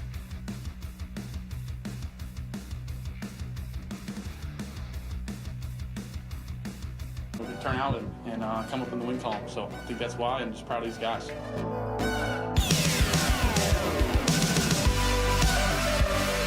Got to get that treatment. Got to get that treatment. Severe therapy. Mike Reese is ESPN's NFL Nation reporter covering the Patriots. He's kind enough to join us at this time on the days following Patriot games. Mike Reese, hello. Good morning, Fred, Hardy, John. How we doing? Good. I saw you on TV, and I saw that they insist that you wear a suit jacket, even though it's very hot down there. How red was my face? You looked great, but you did have a suit jacket on, which I was like, this is remind me of getting married in the Bahamas in June. And thinking it's interesting. Yeah. In the preseason, we do like the collar shirt, and I think during the season we try to step it up a little bit. But we might need to revisit that.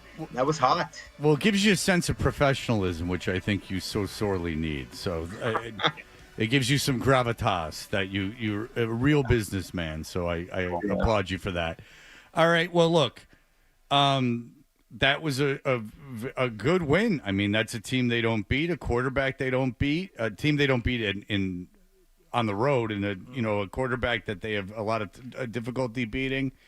And they won that game. Let's start with Drake May, the most important player this season, his development. Your thoughts on the way he performed yesterday? So, Fred, I would say it was better than a good win from my view. I think it was a great win because the Patriots, this team has to learn how to win. And it was ugly at times, but these type of games, to me, in my experience, are so important for teams that are in the position the Patriots are in. So it's that's my big picture view. And then specific to Drake May, I would amplify what Stephon Diggs said after the game. I think he used the words, he's growing up, and he took a step forward from last week in terms of just settling in early in the game.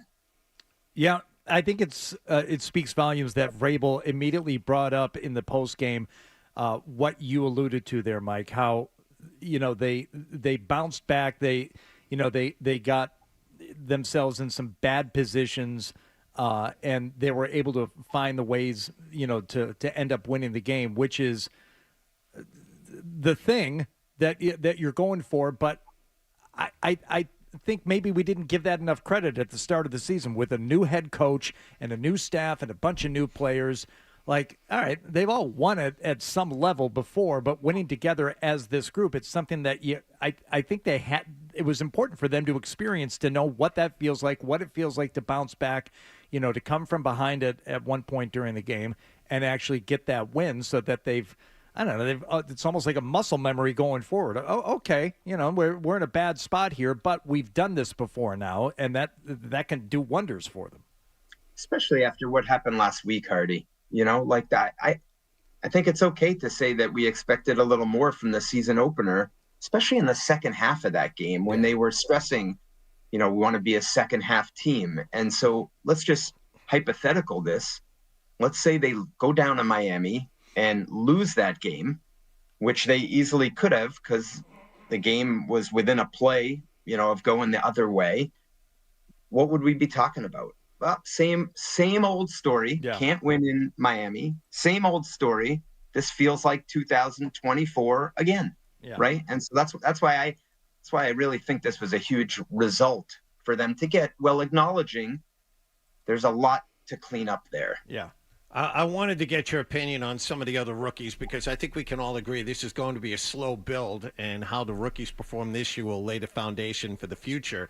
I thought Will Campbell played very well. The one penalty they called him for, I don't think he actually committed that false start. And then Travion Henderson, it's very odd. What do you think about the touches for Henderson here during the first 2 weeks? So, John, Mike Vrabel agrees with you. He said this morning on his radio interview that Will Campbell didn't false start. Boo! That radio interview sucks. I know. I just like to relay, Fred, what Vrabel said, because John. Boo! You're getting paid for this. All right, I won't. How dare I won't you? do that again. I'm kidding. I'm joking. I'm just very upset about the Jet game. Go ahead. Love it. Travion, John. So this is one where I was wrong myself. I thought going into the game that he would play a much bigger role after last week, and I think in this case, I'm going to say the reason he didn't was when he was out there. He struggled a little bit in this game, particularly in pass protection. He also had a special teams penalty, a hold. And Ramondre, I was wrong on that as well. I think a lot of us were after the first week when he didn't look great. Thought Ramondre looked great. Yeah. And so I think this was one, John, where in this particular game, I think you get what you earn, and Ramondre earned the right to be out there. Antonio Gibson, same thing. He doubled his snaps from 5 to 10 from last week to this week.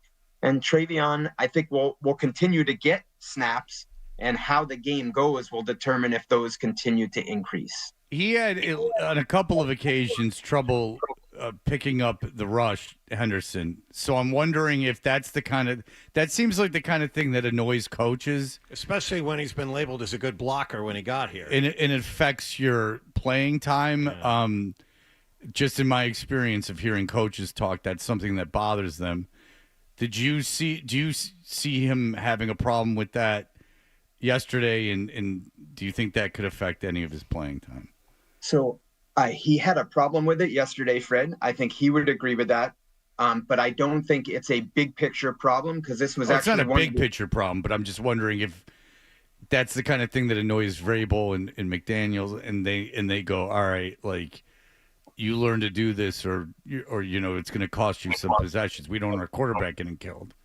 So based on what we've seen so far, I'm going to say no, Fred, because this staff, we're learning this staff and how they handle these type of things. Maybe under Bill Belichick, I might, based on 24 years of what we saw, I might say, yeah, I could see them trimming it back. But this staff seems to be more willing to work through some of these things with players. And I'd use the kicker as an example. That was a tough start for him. And then Vrabel turning to him for the 53-yarder and then expressing his confidence in him after the game, I think is one example I would point to with Henderson, where I don't think they'll say, well, let's limit his snaps because his technique was off in this game. Let's instead work with him on the technique, put him in that position again, and give him a chance to take to clean that up. Ultimately, and I wanted to ask you about the defense as well. In week 1, the Patriots blitzed a lot. They had trouble getting home with 4 at separate times during the game. Yesterday, not the case. They were able to get home with 4. Milton Williams with a big sack. Harold Landry with a big sack when they only rushed 4. I'm wondering why you think that was. Is it just as simple as Miami having inexperience on their offensive line, or did the Patriots do something different? John, so I came a little more prepared this week because last week you asked me, how can they fix the defense, and I didn't like my answer. You're not alone there. Every week is a different plan, and this plan against Miami and the way they play was to not get beat in the middle of the field, coverage-wise. And so good defense marries up the rush and the coverage, and they did a better job in that area this week compared to last week. And that's not me saying it. That's Mike Vrabel relaying that. And I think it showed up. And so that's like a target. They talk about every week. This is what we have to do to win the game. And that was one of their defensive targets this week. Did a better job marrying up the coverage, taking away the middle of the field from Tua and Waddle and those routes, and marrying up with the rush. Beating the offensive line. How'd you feel about Josh McDaniels' play calling this week? Brilliant. Brilliant. Brilliant. Brilliant. Hardy. I love do you disagree? No.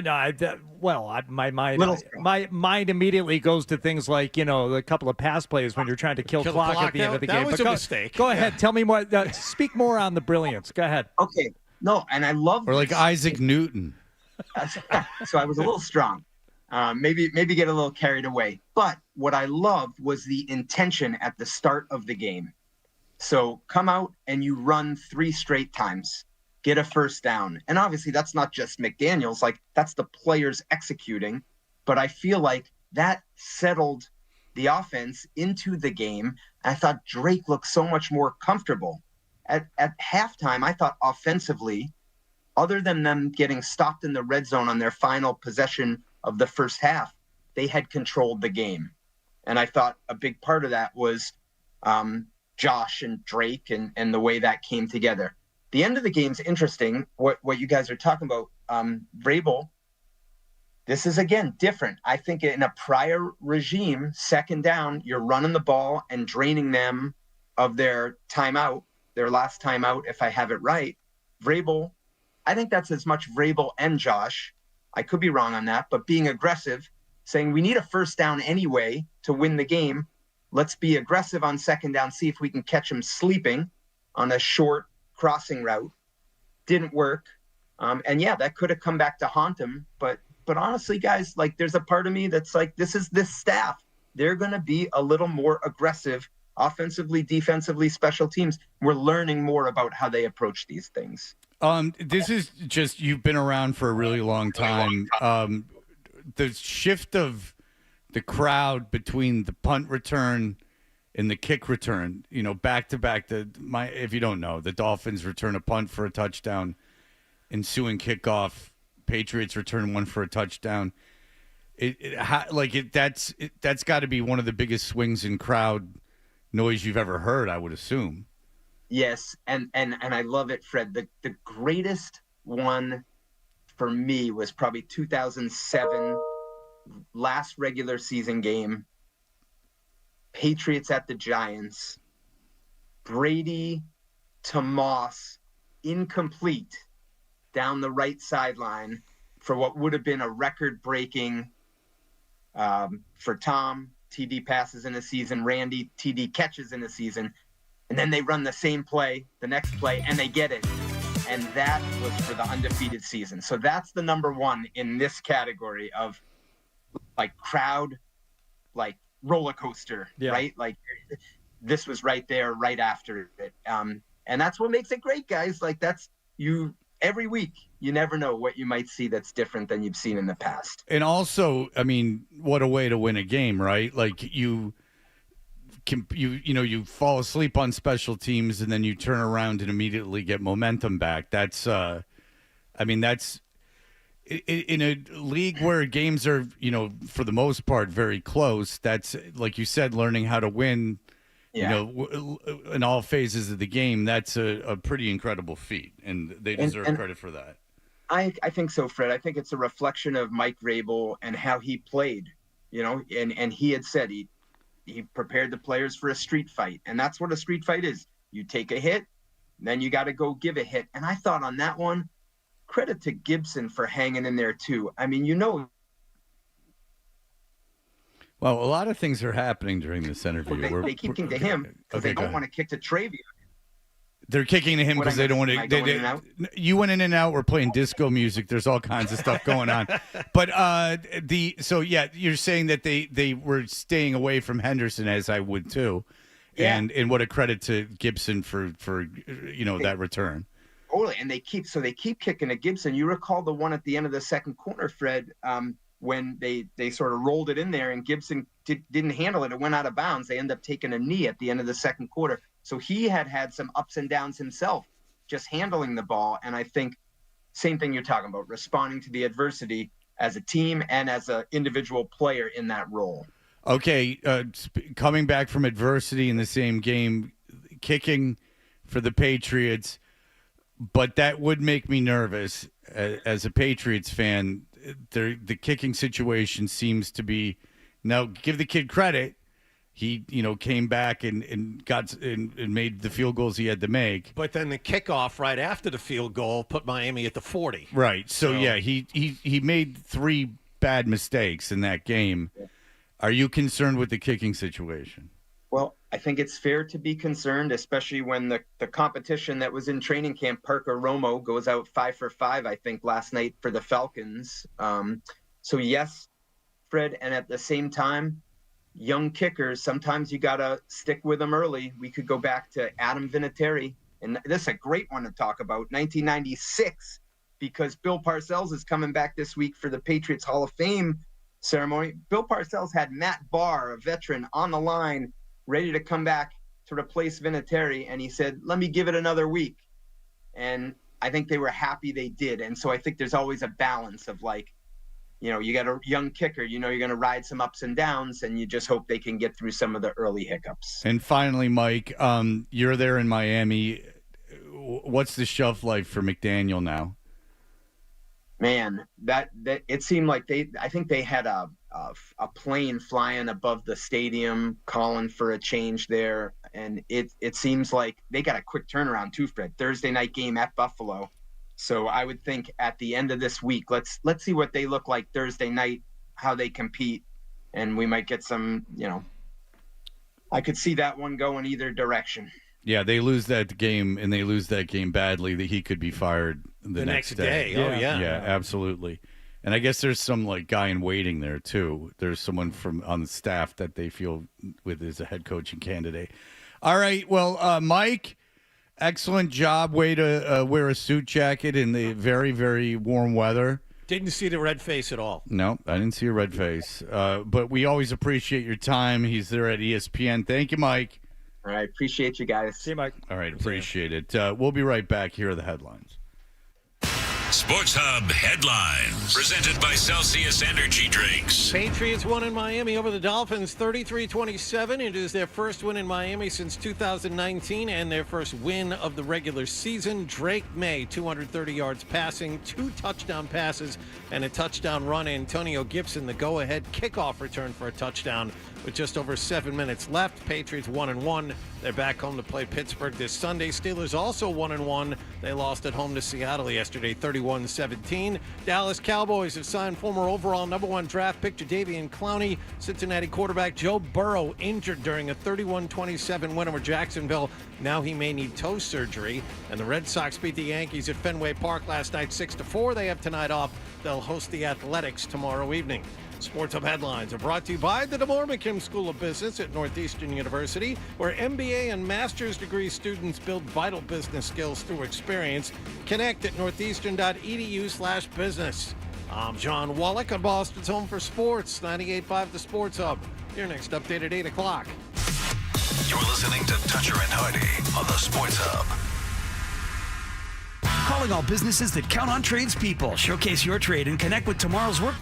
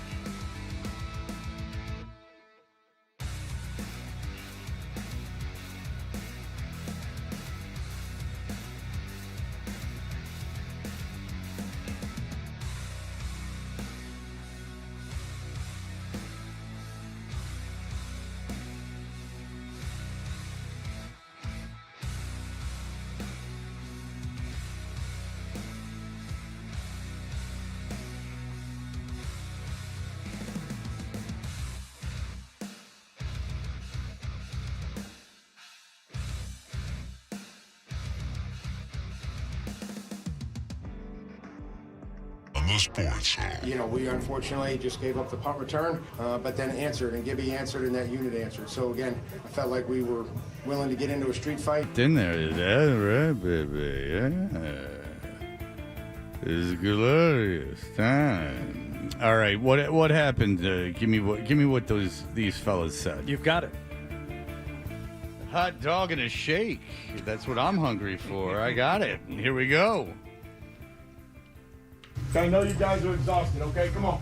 Mike, I'm going to take care of you, okay? Just trust me on this. Come on now. I know you won't share up, but come on now. Come on now. Get out that shower. Get out that shower. I know you guys are exhausted, okay? Come on. Mike, I'm going to take care of you, okay? Just trust me on this. Okay, I'll get to the schedule here in a minute. Okay, but you got to be willing. I'm going to call an audible. Okay. I'm going to call an audible. Oh, God. Here we go. Yeah, we're going to call an audible. Get used to it, baby. It's my team. You do get the sense that, like, these guys, they know this is something they have to sit through, but they've still got their pads on. They want to get their pads off. They want to shower. They want to get dressed. They want to go home. This doesn't seem like a joyous occasion. This so far. And when Robert walks in, you get the sense that's like, oh, God, this is going to take longer. It's like someone walking into your meeting. Well, yeah, when my 83-year-old parents walk in, which is Robert, they're the same age as Robert Kraft, things aren't going to move quickly. Freddie? Shum, shum, shum, shum, shum, shum, Freddie. Shum, shum, Shum, shum, shum, doobie, doobie, scoop, boop, boop.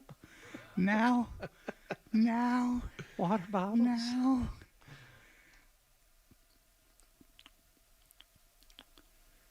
There's a drip in our bathroom. I know you guys are exhausted, okay? Come on. Mike, I'm going to take care of you, okay? Just trust me on this. Okay, I'll get to the schedule here in a minute. Okay, but you got to be willing. I'm going to call an audible. Okay, good. Okay? Hey, this was awesome. Thank you all. And I got to tell you, I know how hard this guy and his team have been working, and a lot of guys who have been here in the past with him, and we're honored to have him as a player. Won 3 Super Bowls with us. And it's very cool, the effort you all put in. Cool. What do you think about this chain fight? That's very cool. All right. What do you think about Tommy, the kid's pompadour? That's very cool. All right.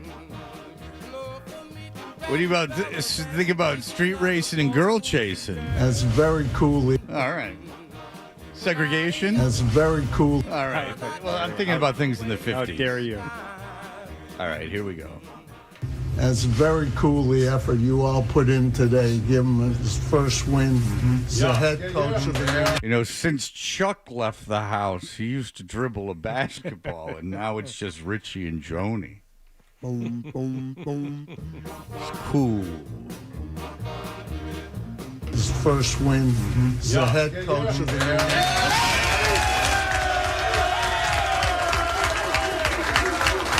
Listen to me. This will always and forever be about players. I'm just telling you. You guys know that. This will always be about the players. Robert, thank you. But this is for you guys, fellas. This is Ramondre when we said just make one play. Ramondre. Come on, Ramondre. We sat there in practice and we said, listen, one guy's got to make a play. And you made a play. Okay, I'm proud of you, buddy. Okay, I'm proud of you. And then your buddy wanted to top you. Okay, and then Gibby wanted to take you back. Okay, Tay, I appreciate you, man. You stay out there. Tay, come here. Listen, it makes, hey, buddy, nobody has embraced their role in this football team. I love the way you care about the punt team, and it's gotten better. And it's because of you, and you took advantage. You went in there, you took advantage of your opportunity.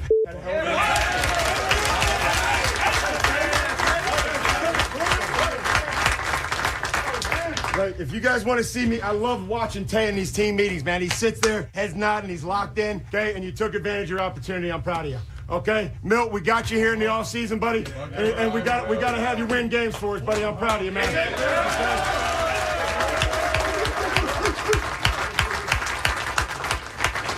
Okay, and again, this is about opportunity. Okay, we all love and care about Big T. Okay, Big T wasn't able to make the trip. Okay, Zach didn't bat an eye. Okay, stepped up, man. He called it out.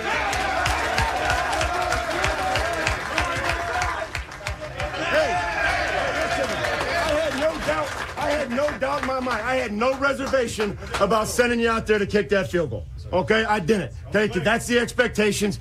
Okay, we came back to Miami, and you made a huge kick. So I'm proud of you. Bring him up in here. Let's break it down. kind of a measured applause there for Borregales there at the end. I know. I had every confidence in the world except that our offensive lineman made it 4th and 7.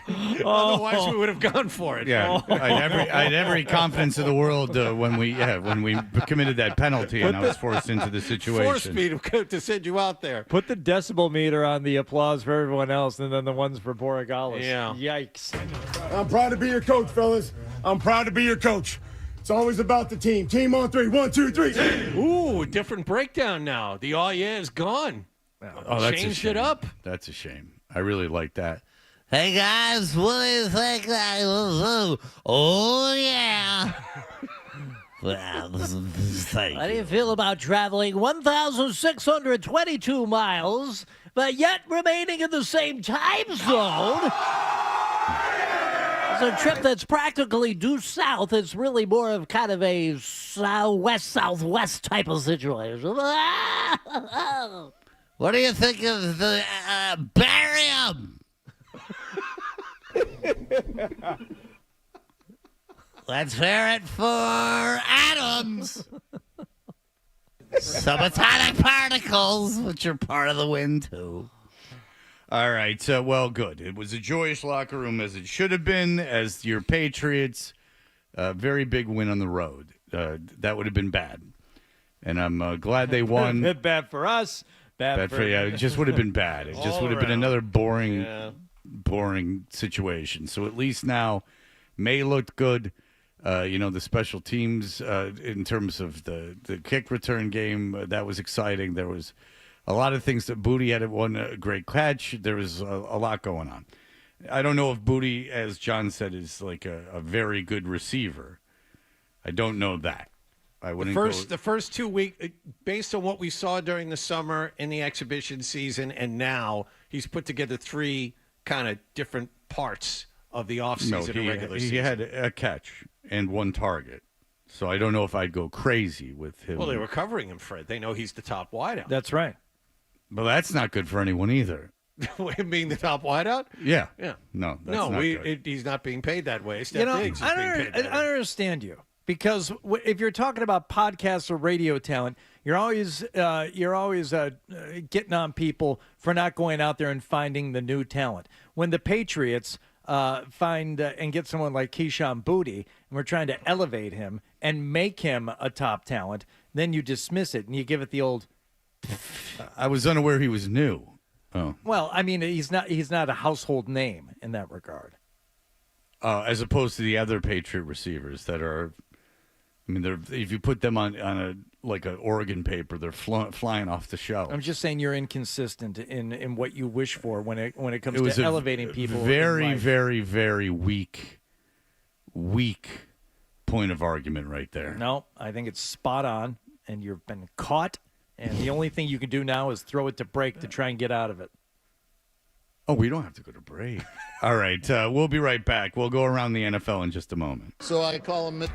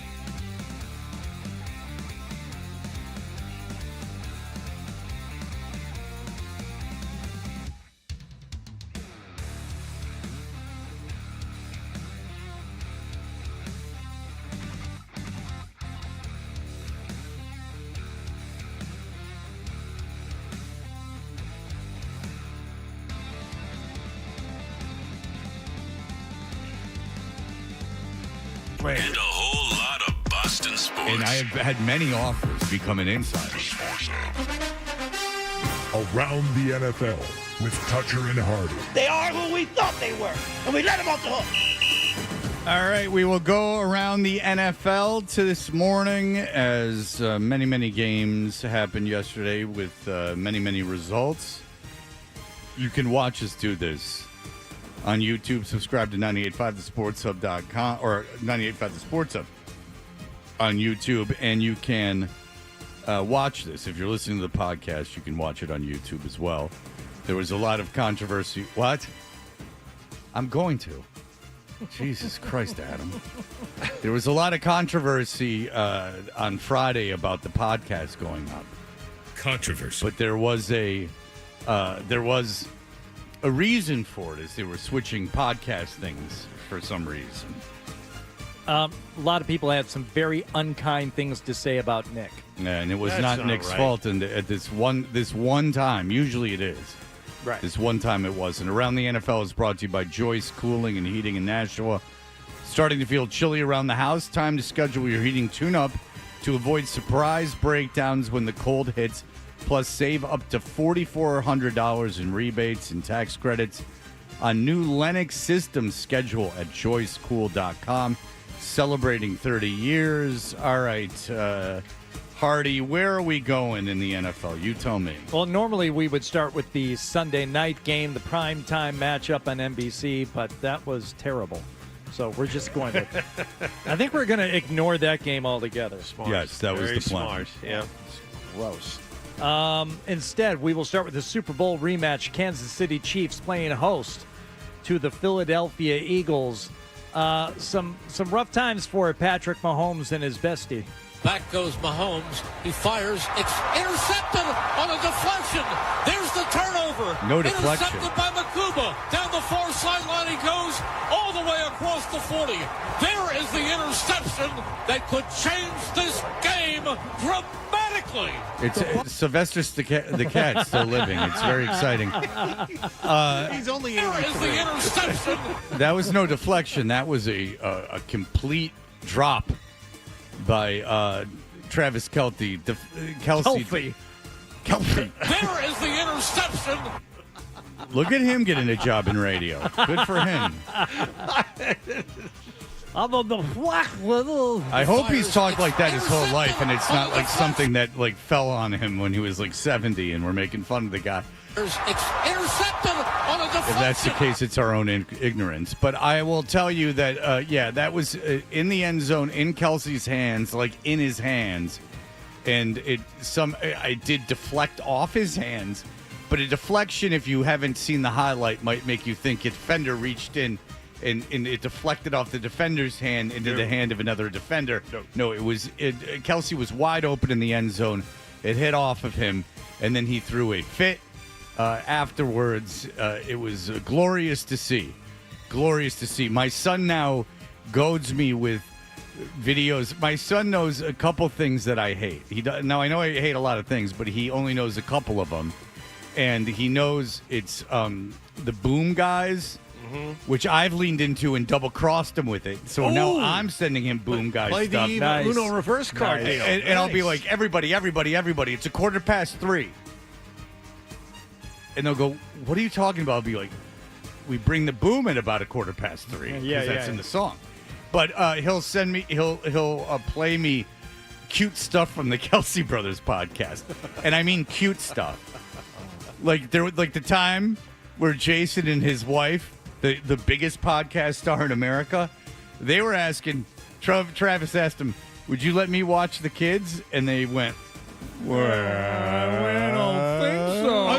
Unsupervised? And then they said, why? And they go, well, it's all the undiscovered child crimes you've committed. Okay. No, that wasn't what it was, but they did do that, and worst off, it wasn't the worst things they've done. It was the best things they've done, according to some. There were issues for Mahomes and Kelsey, and when the Eagles needed a first down or they needed a touchdown, what play do you think they ran? Hurts under center. They push. They shove. And he's in. Touchdown! They did it again. Okay, now there is a real gripe with that now. They showed it. The guards are moving before the snap. So in order to get the push of the ass, I refuse to call it the other name. The guards are now leaving before the ball is snapped, and it is a false start. And that is something that the league should stop. Like the idea that you shouldn't be able to do that play, I didn't understand really why you shouldn't be able to do it. But now the Eagles guards are jumping the snap and getting behind the center or getting behind Hurts. And it's about as animated as I've seen Andy Reid on the sideline calling for the false start on one of those plays. Yeah, and it happened obvious. a couple times, and it is obvious now. In order for them to effectively do it, they have to move early, and that just shouldn't be allowed.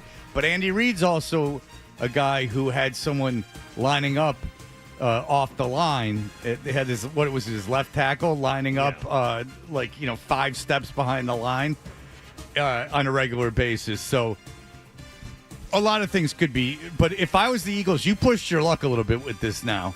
Because now Andy Reid's got a legitimate gripe. The league looks at it. The league's got to go. You can't do that anymore. Now the Eagles' next game, they got to be keeping a huge eye on it, and I'd imagine that might be that. The league finally got what it wanted, which is the elimination of that play. So the Eagles up 20-10, less than 5 minutes to go in the game. Chiefs not done yet. Mahomes again surveying the field, has some time. He's going deep middle. He's got Thornton again. Thornton catches the ball this time. Touchdown! Kansas City, a 49-yard Who's that? Post this time. Do you know who that is? Mahomes and Thornton do get to the sweet nectar of the end zone. Oh, geez. Sweet nectar of the end zone. My God. Mahomes missed him on a previous No, pass. he threw wide about, open. He threw about 45 miles over his head. But that can't. I don't know if that's on Mahomes. That seems like something that there was like a Thornton wasn't where he was supposed to be? I'm going to go with Mahomes being right on that, just based on him being good.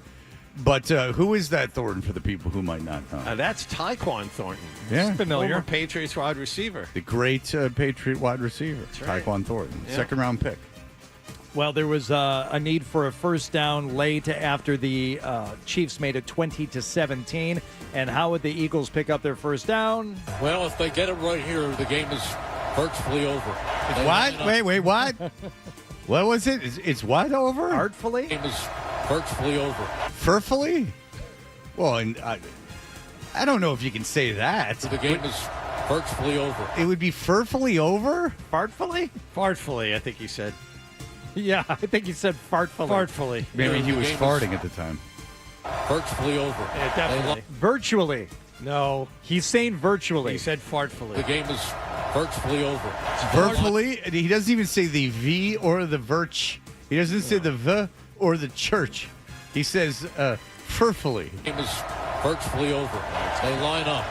They push. They shove. And he clearly picks up the first down. And that should do it. That will do it. Yeah, now I can rest. Yes.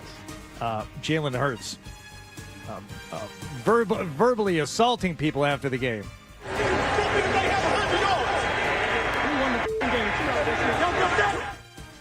Oh, I really couldn't tell That'll what he teach said. you big meanie. I believe he said, "Shut yo ass up." Was that the crowd that Who's he was yelling at? Who's he? I don't know. Who's he speaking to? Everyone's looking around. No one knows. No, Beaton knows. Get Beaton on Chris the Jones microphone on for the Christ's Chiefs sake. is What? who was he talking to? Chris Jones on the Chiefs. Oh, yeah, was Beaton. taunting him and saying you didn't even put up 100 yards, and Jalen Hurts says we won the effing game. Beaton is very casual with his responses. He can't be bothered. Oh my God! But the big stretch and the yawn. It's Yeah. like I know you're doing a live radio show, but guys, Well, there's a lot of everybody pressure relax. on him. I mean, he's got to sit back there. Everybody relax. He's like chefs at fine dining establishments. Nothing but pressure. All right, so the Eagles, the 2-0 to start the season. Kansas City Chiefs, 0-2, losing at home. 0-2 for the first time in 11 years. Yes. They've had a rather difficult schedule. I'll give them a break. And by the way, that's the first time Patrick Mahomes has lost 3 starts in a row in his NFL career. Yeah, but one of them was the big one, the big game. Talk about the Super Bowl. Oh, okay. Well, they visit the Giants next. which Yeah. I thought would have been, just easy pickings. Giants gave way more of a game to Dallas yesterday than I was expecting. Giants should have won the game. The Giants should have won that game. Exactly. So, but they've got Baltimore after that. They'll travel to Jacksonville, then Detroit. So, it's going to be a challenging. Well, start to the Jacksonville's season. not challenging. No. Jacksonville sucks as bad as anyone else. Jacksonville's a disaster. But you figure wins against the Giants in Jacksonville. Giants maybe not as easy as you thought. Two tough tests in Baltimore and Detroit, who handed them a loss at home. When was that? When did the Lions beat the Chiefs at home? Was it 2 seasons ago to start the season? Maybe. I think so. Well, it wasn't last season they lost. No, that was the Jets that lost to the 49ers. Yeah, it was 2 seasons ago. Okay. All right. Let's move on here. Let's go to the Indianapolis Colts matchup yesterday, where we get lots of shots now of the owner on the sidelines wearing the headset. Which I like. I don't understand how that's controversial at all. Like, she doesn't say, as long as she's not saying anything. She's not like tapping the head coach on the shoulder going, "Excuse me." No, that would be a bad idea. But just standing in the back and listening to the headset, I don't know why anyone would have an issue with it. It's her team, as long as she's not interfering, you know? Let us... you know what I'm saying? Oh, yeah, I do. You get it? Yeah. You hear where I'm coming from? I do. Shotgun snap for the quarterback. Throws to wide open Jonathan Taylor. And he's going to walk in. Touchdown. INDY. A receiving score for Jonathan Taylor. You know what's up with Jonathan Taylor? He's slow. That's the fun thing. Did you see that run that he broke? and then he would every other back in the NFL scores. Maybe not Ramondre Stevenson. No, but he's gone.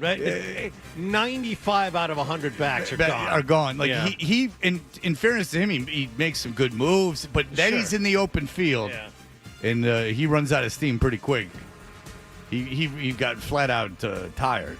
He ran out of steam there. But Jonathan Taylor, I mean, now don't get me wrong. 165 yards rushing and 50 yards receiving. He had a good, very, very good game. I'm just saying that he runs out of gas pretty good. Once again, this game coming down to the kickers. Broncos. Will Lutz is on for a very manageable field goal here. This is going to be a right around a 42-yard effort. This one is up, has plenty of leg. And he missed it! More like Will Putz. Well done. High five. He doinked it off the right upright. Doink the Clown was a great wrestler. He was mad. He was like George the Animal Steel, mad. Brutality. The Colts with a chance to win it at the end. What was the original try here? 62 yards? 60. The original yards. try was 60. Sanchez to put it down. There's the snap. Kick is on its way. Headed for the uprights. And it is good! A walk-off field goal. Spencer Schrader wins it for the Colts. Now, so what this is happened? Well, what had happened was there was a leverage call against Denver, and upon further review, I'm not seeing a whole lot I didn't of leverage. see any leverage at all. anything. So obviously, audiences, you're very well acquainted with the rules of NFL football, is that you are not allowed to launch yourself off of a player. You're not allowed to launch yourself into the air, which I hate that rule anyway because it's be cool.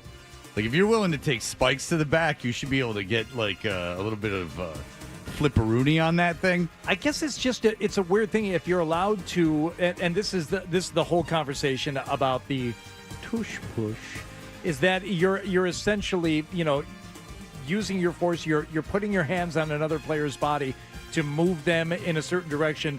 Not an opposing player, but your own player. So you can do that to push them forward. Why can't you use a guy in a different situation to elevate yourself? I don't know. But right. Apparently you should have to do like a David Lee Roth splits. Like if you do it, like you can use another player, but you got to touch your toes with your hands. The Broncos radio call, a slightly different feel to it. Snap placement, kick on the way,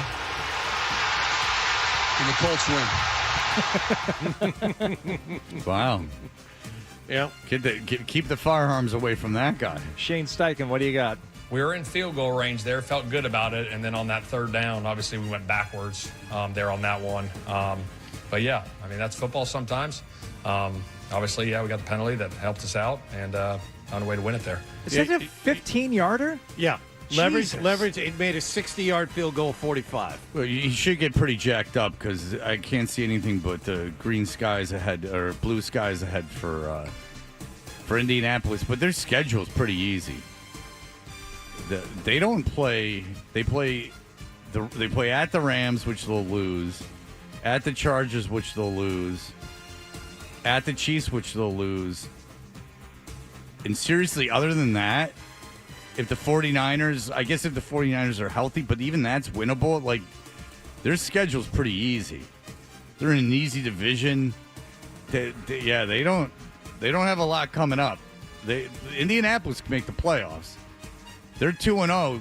Can't take those two away from them. Denver's a very tough game and managed to win that. And I always like Sean Payton losing. I don't care for Sean Payton. I'm told he received funds illegally while he was coaching the Saints. Yeah.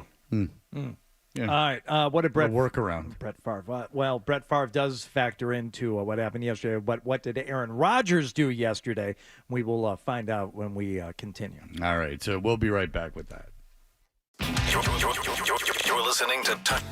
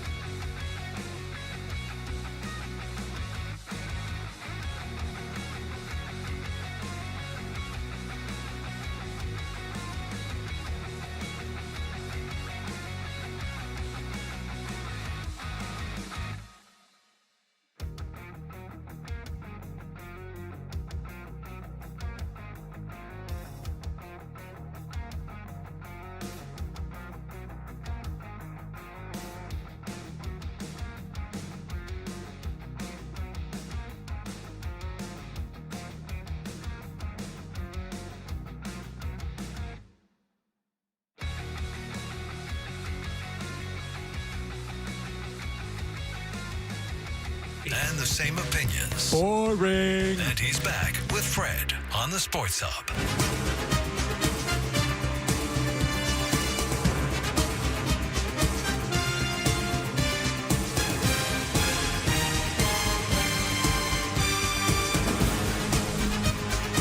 All right. We continue to go around the NFL. I know we're not going to get to, we were just sent an email that I had not seen of something that is going to be in a game that we didn't get to. Joe Burrow got hurt in the Cincinnati game, hurt his toe, was pulled out. Huntley, or I forget who replaced him. Anyway, there was a end of the game. Trevor Lawrence threw a ball that was dropped, but Liam Cohen started yelling at him and smacking his chest, going hit him in the chest. And Lawrence just turned to him and waved him off. Yeah. Just said, like, screw you. You friggin' goober. Stay over there. Yeah. Duval. I know. Duval. Jake Browning is the guy you're thinking of. You have to, yeah, whatever. But you gotta. God, I liked when he said Duval, because you gotta think of how his face, like. Duval. He's got that dumb face. Like, he really does have like a dumb face, and then just a nerdy face, and he does that thing with his mouth. It's not just as bad as saying Duval. He like turns his head slightly and like Duval, and gets this big like dumb like. Well, he looks around the room too. He's making eye contact with a lot of people. It's like, I want to get everyone's reaction when I say this. Yeah. Duval. Get out of the film room, goober. All right, Aaron Rodgers and the Steelers at home to take on the Seattle Seahawks yesterday. Big day for Aaron Rodgers. Aaron Rodgers back to pass, looking at a loft to the right, up, jump. Oh, well, I mean, I hope that is it an industrial place, or what do you got going there? Back to pass, looking at a loft to the right. Well, the one to the left is taken. It's got my name all over it. Up, jump. He's going to use it at Art Space. Brought in by DK Metcalf. He's going to ride his 10-speed bicycle around that place like Kevin Bacon and Quicksilver. He's going to woo a woman by doing tricks on that bike. Really good pull. That's not a 10-speed, by the way. That's a single-speed bike. You think? Oh, is it a... The delivery guys use single speeds. Fixed gear? Fixed gear. Yeah. Whatever you want to call it. You know what I'm saying. Touchdown Pittsburgh Steelers, and touchdown pass number 508 for Aaron Rodgers, tying him for fourth all-time with Brett Favre. But guess what, buddy? You'll remember this game forever because you got pulled. Why? Just because Sam Darnold was out there slanging it? Ken Walker stays in the backfield. Darnold, three-step drop, goes back inside. Ball is caught. Touchdown, Seahawks. A.J. Barner. Well, look, one ex-Jets quarterback had to lose. And one had to win. That's right. That they're everywhere. Those ex-Jets. They're all starting all over the league, winning and everything. That's right. Winning more They're games than starting anyone their else. backups. There's so many former Jets quarterbacks out there right now. Succeeding, yeah. That made it 14-14. Let's go later in the game as the Seahawks. Oh, bad bounce goes through the hands of Caleb Johnson. He may have touched that ball. That would be a live ball. Doesn't matter. Let's see what the ruling is here. It is a touchdown. It's a touchdown. Announcers don't know the rules. Seattle gets the score. It doesn't matter. All right, so what happens is on kickoffs now, if the ball lands in the landing area, it's all very exciting. But if it lands in the landing area and bounces into the end zone, regardless of if you touch it or not, it is a live ball. You have to down it in the end zone or, field it. So if you don't field it, you got to go into the end zone and physically down it, or it's a live ball. It's like an onside kick. So if it lands which makes sense. I mean, if it's rule. I mean, if it has to roll out of the end zone in order for it to be a touchback. So the kid on the Steelers just made a huge mistake. And I think he touched it anyway, but even regardless, you don't have to touch it. So that is... and I don't think he can be cut because I think he was a draft pick, if I'm not mistaken. Caleb Johnson. Caleb Johnson was the guy who did that, right? He was a third-round pick last year, so he ain't going nowhere. Now, Fred, what were you saying about T.J. Watt last week? T.J. Watt, there's two things. Membu did not allow a pressure to him, and the Jets were actively running at him and not blocking him. Yes. That was their strategy of attacking T.J. Watt, and they had great success. Yes. Well, he was. But I also said he's, maybe the best defensive player in the NFL. Yes. Well, even the best defensive player in the NFL couldn't do something yesterday. And that's number one priority, stuffing the run. How deflating is it then when you don't do it? Very deflating. I mean, we're sitting here talking about it the whole press conference. It's your fault, dummy. So the Seahawks get the win over the Steelers, 31-17. Both teams now 1-1 on the season. And Aaron Rodgers comes to Foxborough on Sunday. Yeah, that's a game that that's a game the Patriots should win. I don't know what the spread on that game is going to be, but they should win that game. The Pittsburgh cannot stop the run, as you just heard, and Rodgers is Rodgers. I'm interested to see how that game goes. Pittsburgh, the early 1.5-point favorite. You like it at 1.5? I don't know if I like it enough to bet on it. I didn't bet on the Miami game. I just would like the Patriots in that game. I like betting Jets rushing lines, so I can lose them all. That's what I like to do, because Buffalo sucks against the run, except when the Jets play him, and then the Jets can't run the ball, and that's what I like to do, is lose money that way. Let's go to Dallas, where they were playing host to the New York Giants, and Russell Wilson leading the way for New York. Downfield, looking for Neighbors, who makes the catch for the touchdown in double coverage. 48-yard touchdown pass, Wilson and Neighbors, and the Giants take the lead. Yeah, take a lead late in the game, because this had a lot of scoring. That made it 37-34. Scoring not at a premium yesterday. Both teams putting up lots of points. Cowboys have a chance to go to overtime, but they're going to need an unthinkable 64-yard field goal to do it. 64 for the tie. Snap, hold, 64. And sweet butter. What? You said sweet butter. What don't you understand about it? Sweet, sassy, what? Will wonder. Okay. Sweet butter. Now, we talked about this earlier. The league's got to shrink the field goal post. Narrow the post. Yeah, they got to narrow the post, or raise them, or do something, because kickers are too damn good at this point. Yeah, 64-yard field goals. Look, it's exciting, but you just see how. Look, it used to be that if you threw 90, you were throwing really hard. Now, if you're not, now everyone throws 90. It's the same with kicking. It used to be anything over 50 yards was kind of like iffy, and now 50-yarders are automatic, and now you're, tying games with 60-yard field goals, tying games with 64-yard field goals. It's a little too much. You should, and you go, oh, Fred, you just don't like it. Well, no, I don't like it because you get the ball on the 35. You just have to get basically a first down and change. Like, you just have to move the ball like 15 yards. That's not exciting. That's not the way football should be played. Everyone belittles kickers and says how little they mean and everything else. And to a degree, the kicker shouldn't be one of the most important players in the game. And you are making them that way if you could just make 64-yard kicks with regularity. Like, these guys do it with, like, room to spare, too. They're making them more important with the new kickoff rules. It's, that has become of paramount importance. You see how many of these games come down to field goals.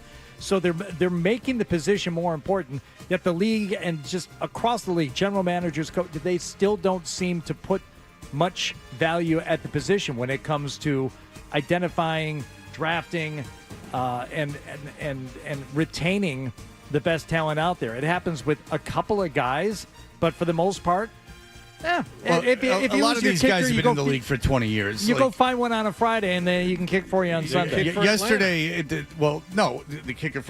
I'll tell you, the Buffalo's got a kicker that's been in the league for 20 years. The Jets have got a kicker that's been in the league for 19 years. Here's the deal: does the league want touchdowns? Do they want games decided by offense? Yes, that's what they want. It's a simple thing. You don't want games decided by kickers where you don't have to move the ball, especially with overtime and everything else. You want You want a 64-yard field goal, after if you get second possession of overtime, you want a 64-yard field goal to decide games.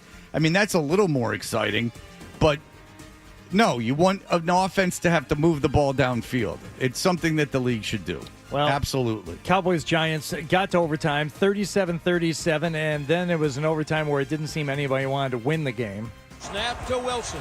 Deep ball down the middle. It's intercepted for crying out loud by Donovan Wilson at the Dallas 30.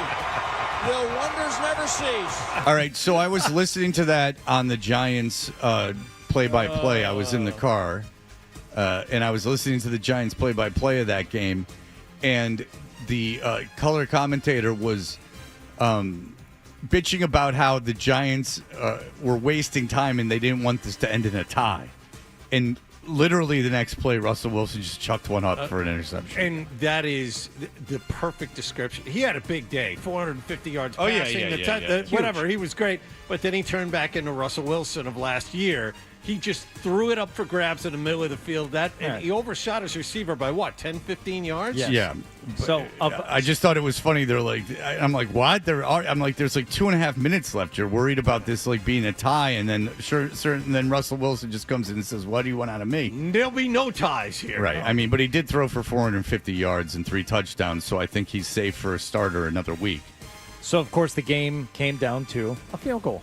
Good operation. 46. The kick wins the game. Yeah, 46-yard field goal, fine.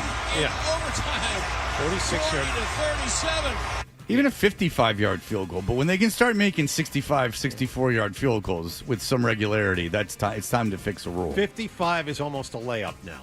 Just about Oh, everyone. Absolutely. You're furious. Except for Borregales. No, It's except just for the about a layup. Patriots kicker. Yeah, they're layups, yes, of course. I mean, I've seen it. You watch football, these guys are making kicks from 60 yards. Forever, I'm 50. Until I was 45, people didn't make 60-yard field goals. It just started happening. That's the thing. A guy like Brandon Aubrey making a 64-yarder and making it look easy, that's only 2 yards short of the record. I Right. think the record is 66. And the record was set by Prater, a year ago? It was actually Tucker. Oh, Tucker. Tucker, 4 years ago against the Lions. But Prater's got the record. Prater's got the record because I watched the game yesterday. Prater's got the record. Okay, I just saw it online. 66, Justin Tucker against the Lions in 2021. Oh, then the guy Maybe from Prater the also has then the guy that was calling the Buffalo game was that Jim Nance is wrong. Well, Brandon Aubrey, Jim Nance was saying it was Prater that had the record. it looks easy when Brandon Aubrey does it because he's the best kicker in the league. Yeah, it's just talking to myself. It's going through breathing exercises and just reminding myself that I'm made for this moment, that I believe I'm the best kicker in the league. So there's no better spot to be. It's an opportunity, so go have fun. Prater had the record until Tucker broke it. Oh, well, Jim Nance is a piece of garbage then. He's been doing it for 40 years. Give him a break. Did they mention that during the broadcast yesterday? Only for a good 7-minute chunk of it. They showed him in the stands in '87 at a Jets game. They showed him at his first studio show with CBS. They showed him, and then Tony Romo, all bloated and red-faced, and certainly soon to get a very bulbous nose. Did they show the man who gave him his first job in broadcasting? No, but they showed his wonderful college roommate at the University of Houston. Well, they did everyone a disservice by not featuring Jerry Trupiano, who gave Jim Nance his start. And boy, I wish he could take that back. That's right. I wish Trupiano could take that back. Why? Because that could have been Troop. Yeah. He could have been the guy next to Romo. Was that his run with the Houston Aeros? True. I forget the circumstances, but suffice it to say that there would be no Jim Nance without Jerry Trupiano. With Romo saying that there is man coverage being played when it's not man coverage. Eric, go ahead. Whoops. Hey, so I was confused about the leverage thing too, but I guess, I was looking at it online and apparently one of the Broncos pushes the long snapper down, like from the top of his back to allow his teammate to like jump over him. So I guess that also can qualify as leverage from what I was reading. I don't, that's not 100% like It sounds right I'm because, sure, because like he doesn't give the long snapper the opportunity to block. If you watch the replay, it's really blatant. Like he immediately pushes the long snapper down from the top of his back. So that's good information. If that's a penalty, then it is quite blatant. Okay, that's good information. Okay. That's good to know. All right, NFC North matchup. We'll get to that one next, and a former Patriots quarterback and what he did yesterday. We can get to both of those if you want to. I don't know. We can talk about it. We can talk. We can talk. We can have a rap session during the break. Okay. Decide where we want to fly with this sumbitch. Where we want to take this baby home. All right, here are the headlines. John will give you nothing. Sports so we can do Hub whatever we want. headlines presented by Celsius Energy Drinks. Patriots did win in Miami for the first time this decade yesterday, 33-27 at Hard Rock Stadium. Antonio Gibson, the go-ahead 90-yard kickoff return for a touchdown with just over 7 minutes left. Drake made 2 touchdown passes and a touchdown run.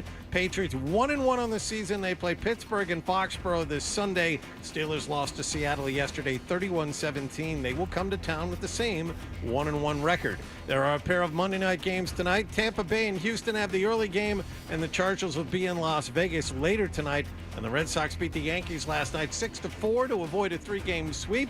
Garrett Crochet, 12 strikeouts over 6 innings of work for his 16th victory. Their next game tomorrow night at home against the Athletics.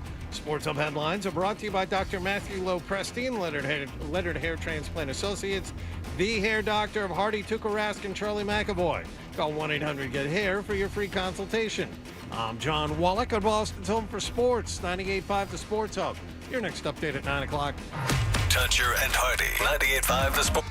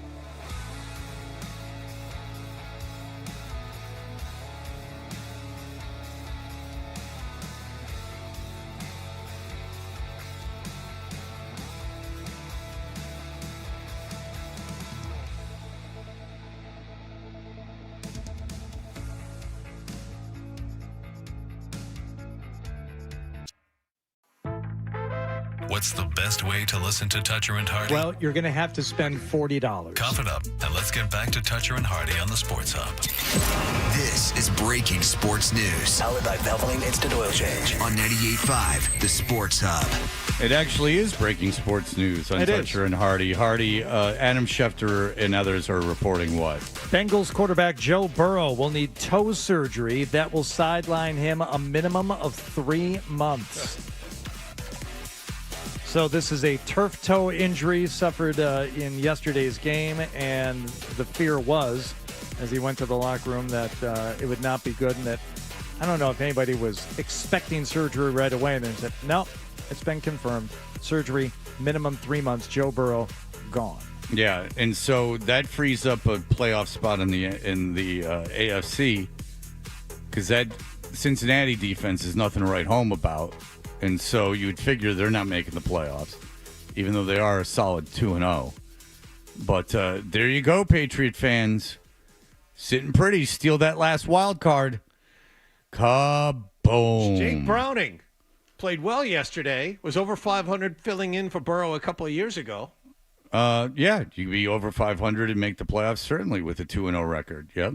So maybe I'm being out of line saying that It will take one of the top 3 quarterbacks in the NFL missing might hurt their team enough to get them out of the playoffs. But I shouldn't jump the gun. You're absolutely right. It would be a real "I told you so" if they sneak into the playoffs. Look. Baltimore had a dominating win yesterday, but they lost a heartbreaker in week 1. Anything's possible.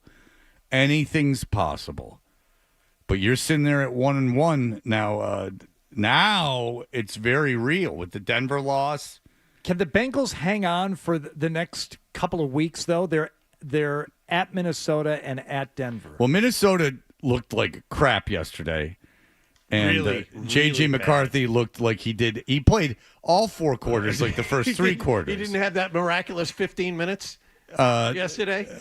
No. Yeah, so the Bengals play at the Vikings, but then they're at the Broncos, and they have the Lions at home. They're not beating the Lions. Now, I was going to say, there's a chance they still win the next couple of games. They could be 4-0, but then they have to face the Lions, and then they're at Green Bay after the Lions. I was listening to national radio. Actually, I was listening to 95 the Sports Hub, but then national radio, and there were people on the national radio saying the Lions are in big trouble after week 1. And we had guys in here that were like, the Lions are in big trouble. And you're saying, they're saying in Detroit, this is the best roster that team's ever had. And they lose to Green Bay, who's proven their defense is like incredible. Yeah, they played poorly in week 1. So now like it's over. We're really saying it's over in Detroit. They missed their window. How the hell did they miss their window? Because they lost Ben Johnson and the great Aaron Glenn, who coached his ass off yesterday. That's the most ludicrous thing in the world. They lost no one of any consequence on that team other than coaching. Now they lost to a really good team. They looked bad in the loss, but they couldn't run the ball. But it's a game. Yeah, and that game specifically. Well, after the game, Dan Campbell had something to say about all the naysayers. I think we answered a lot of questions as it pertains back to what you said. You know, I've said this all along, man. This train keeps rolling, man, and we got plenty here, and it always is going to start with the players. We got players, we got playmakers, and they're made the right way. They're the right kind of guys, man. Yeah, I don't may not be the best players, but they're the right players. Yeah, huh? You like that? You're not looking for just any guy. And there was some controversy in that game. They tried to create some controversy as the Lions had a 4th and goal. Controversy. Very late in the game. Like the game was very well in hand, and they decided to go for it. And Amon St. Brown got his 3rd touchdown there. Mm-hmm. And they asked Ben Johnson after the game, they go, do you think they were right? No, they asked Ben. Oh, yeah. Yeah, Do you want to shut up. Stop correcting me when I'm right. Do you want to hear it? Yeah. Dan Campbell ran it up on you on that 4th and 4 goal. What's he supposed to do? It's 4th and goal. What do you want him to do? Yeah, he could have kicked the field goal. They don't kick field goals. They go for it there. So he was doing what he was supposed to do. That's what he does. They kind of had to run the score up on them yesterday. I really do think they had to. Like, it's Ben Johnson coming back. They have to prove that. I mean, is there ever a situation where you would want to prove your offense was still elite? I'm just going to say, and in that the situation, offense you left for this team. yeah, Congratulations. like if the whole narrative is we can't score, our offense is just terrible. We've lost everything, even though we have every player. Oh, and the other thing was that they had lost their guard. That they had lost their guard, so that now everything was all screwed up because they didn't have their guard. And that game was out of hand. Look, they didn't need the touchdown. I just think it's bad practice in today's NFL to ever let your foot off the gas, because we've seen too many comebacks in the fourth quarter with 4 or 5 minutes left in the game. Teams down 14, 17 points, come back to tie or win games. Just don't ever get into the habit. Well, the thing is that if you go for it on fourth down all the time, like Dan Campbell does, like, yeah, you just go for it. Like, I agree. Like, that's not a situation. He didn't pull his starters or anything. Like, that was a situation. In NFL, it's one thing, like, if you're up, like, 50 with, like, a minute left in the game and you're throwing, like, a bomb. Like, I understand that with, like, your starting quarterback in. Like, that's like a Belichick-y thing. But that thing, it didn't even occur to me, like, after they scored on that play, that they were somehow running up the score. But I guess it's a good question to ask Ben Johnson. But it would be funny if Ben Johnson was like, yeah, they were running up the score. I didn't like that. I didn't think it was very sporting of them. Yeah, I don't like that. I don't like how they ran up the score. Caleb Williams sacked 4 more times yesterday. That offensive line, I only saw highlights. I didn't watch the game. I didn't watch the game either. Caleb Williams creates his own problems by holding onto the ball forever. But this offensive line, which was supposed to be completely revamped, they got Joe Tooney to play guard, whatever, not very good. Look, Green Bay's really good. You know, Philadelphia's really, really good. I'm not saying the Lions are going to make the Super Bowl. I'm just saying the idea that they're not making the playoffs is ludicrous because they lost Johnson and Glenn. I just refuse to believe that if you've lost no talent except a guard, that you're somehow now paralyzed. I mean, you won 15 games last year without Aiden Hutchinson and basically missing half your defense, like legitimately half your starters on defense. They should have still beat Washington. It's no excuse. But, I mean, they were arguably the best team in football during the regular season last year. I mean, they were the number 1 seed in the NFL, in the NFC. Like, they were the best team. Missing all those starters on defense, it was ridiculous that they were going to all of a sudden suck. And, yeah, ridiculous to think that they're going to suck with Ben Johnson leaving when you still have Gibbs, Montgomery, St. Brown. You have that with Jameson Williams. Williams, who had 2 catches for like 150 yards yesterday. Like, it's ridiculous. He had 2 catches. 2 for 108. 2 for 108. Yeah, like, I mean, get out of here. Like, and by the way, you still have maybe the best left tackle in football. It's ridiculous. You have a great tight end. There's too much talent. Exactly. Well, it's the best roster they've ever had. Like, I don't it's. That happens when you lose a quarterback or you lose an edge rusher, you lose a corner. Like, there are ways that, like, you could go, oh no, they're falling apart. You know, it doesn't happen like that. When you have the core, every member of the core of your team except a guard, and a good guard, but an old guard. I mean, now all of a sudden they're going to win 8 games. They're going to go from 15 wins to 8 wins because they lost a guard. Get out of here. And if you want to hear me talk about it, the Jets were miserable and they sucked. and so much for Justin Fields, because that's over. So there you go. He learned again how not to hit open receivers. that was his big thing. If you want to know, did I watch the Patriot game? Because we joke about it. There is some truth to the joking, but yes, I saw plenty of that Patriot game yesterday. You were out on the Jets by what quarter? Even my son was out.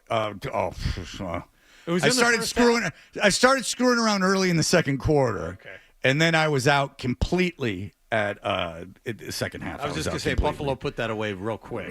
I mean, it was embarrassing. They just ran it. They 5 yards, 5 yards, 5 yards, 5 yards. They would tell them they were running. They couldn't stop them. James Cook touchdown run was. They broke Josh Allen's nose. That was fun, but then other than that, they didn't do anything. All right, we'll be back with Bob Sosi in just a moment. Stay tuned for more Toucher and Hardy on the Sports Hub. Hey, it's Hardy. Listen up next.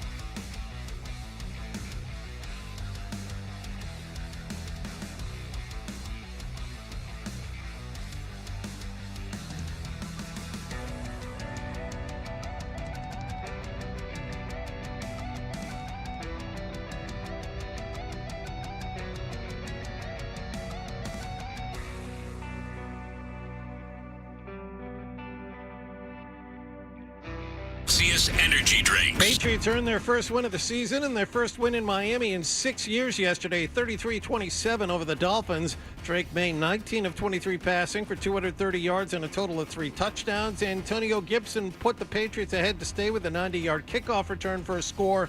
And Milton Williams added 2 sacks, and that includes the game winner on 4th down with just under a minute to go near midfield. We were talking about on the sideline, just keep rushing, and just execute. I always talk about just executing and playing hard. Me and Harold made a good call on that one. Patriots are 1-1. They're back home to play Pittsburgh on Sunday. The Steelers also 1-1 after losing at home to Seattle yesterday, 31-17. Cincinnati Bengals quarterback Joe Burrow needs surgery on the toe he injured yesterday during a win over Jacksonville. He is out at least the next 3 months. And the Red Sox have ordered a sweep. They beat the Yankees at Fenway Park last night 6-4. Garrett Crochet, his 16th win of the season. He allowed 3 runs while striking out 12 over 6 innings of work. Sox a game and a half behind the Yankees for the top wild card in the American League. They're off tonight. They host the Athletics at Fenway tomorrow evening. Sports Hub headlines are brought to you by Mass Energy. Stay safe and warm this winter with your local home heating oil provider. And learn more about BioHeat Fuel at massenergymarketers.org. I'm John Wallach at Boston's Home for Sports, 98.5 The Sports Hub. Your next update at 9:30. Listen to it, laugh at it, get mad at it, agree with it, argue about it. It is Boston Sports. Boston Sports. And it is all we do. 98.5 The Sports Hub. Why do people listen to Toucher? Because it's a thing. All right. You know what I'm talking about. Sure. No idea what you're talking about. Here's more of The Thing on the Sports Hub. Moragales again back home in South Florida. The snap from Ashby to Berringer. It's down. The kick is airborne to the uprights, and it hit the right upright. Oh, my God. The snap is back. The kick is lifted to the uprights. That kick is no good. You got to be He missed kidding it me. again. Same place. Look at Vrabel. So the Patriots. Kickers. Just like Miami.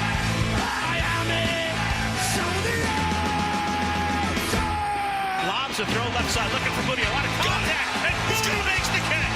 Touchdown, Patriots! Drake May on the run to the 5, gets away from Judon, and runs to the end zone. Bounces away near side to the 45-50. Gibson to the 35 to Miami 30. 15, 10, 5. He goes the distance. Touchdown, Patriots! Throws off balance, intercepted by Moncrief. Coming back the other way to the 50. Cut left at the 40-yard line. And Marte Moncrief with the pick. We didn't pout. We didn't drop our head. Went on to the next play. We kept competing, and I appreciate that. We have to learn how to compete and believe that we can come down here and win football games. Patriots win it by the 33-27 final.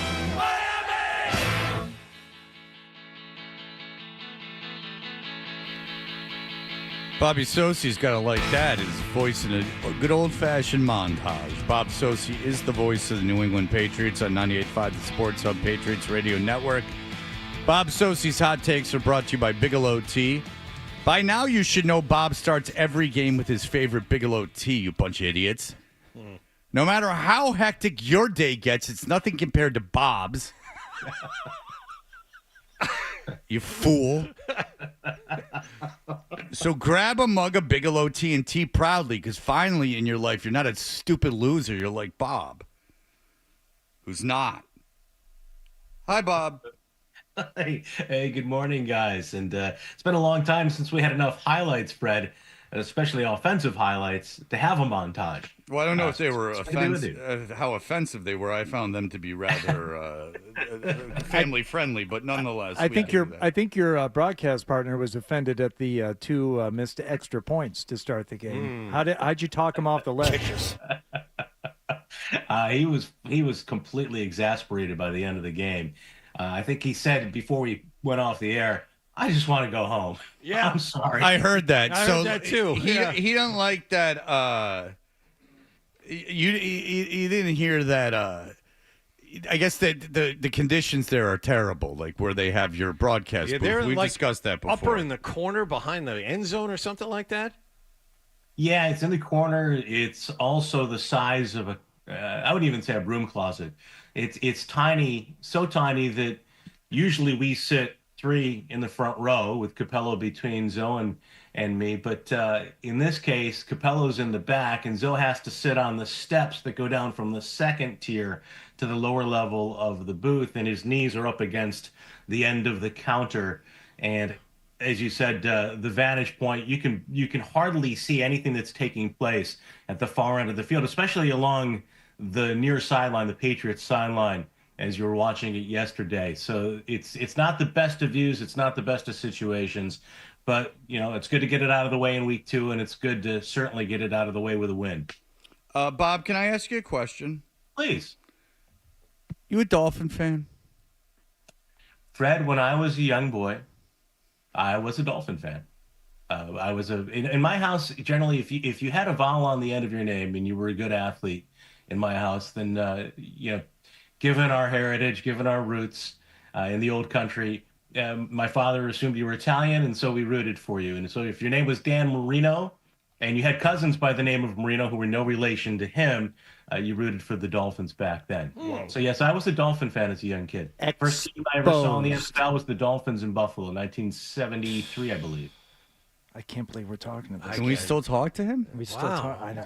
That's a heck But of a I'm all in on the Patriots, buddy. I can't escape your past, Bob. Wow. I also grew up as a tortured Mets fan too. So why? What happened? Jeez. I lost a lot of games. Oh, I thought something physically. No, that's not the literal torture. Oh, okay. Yeah. All right. So for better than saying long suffering, which is what most of our us broadcasters do when we describe fans of a team that has gone years without. Yeah, hacks. Yeah. So you're watching every play from these last 2 games and calling the games. How do you think the offense looked this week compared to last week? I thought it looked very good this week compared to last week. I thought it looked, from the outset, like Josh McDaniels had orchestrated a game plan that put Drake May in a comfort zone. And I go back to our conversation last week, Fred, and you asked about Drake's athletic abilities and maybe getting some movement involved. And we saw the bootleg play, which is very successful for him. I thought that, the running game obviously was effective, especially with later down runs. I think first down, I think Miami clamped down a bit, but when the Patriots were able to run the ball effectively, often it was, deeper into a series. I thought overall the ball distribution was good. You had Diggs early on, I think a target in that zone, finding the space in that zone, helping to move the sticks.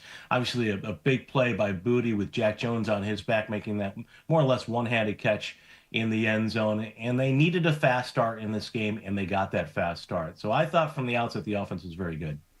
Ultimately, defensively, Bob, I think one of the big changes, and we talked to Mike Reese about this earlier, was the pass rush. They really were able to get home with 4. Was there anything different this week as opposed to last week that got them that pressure?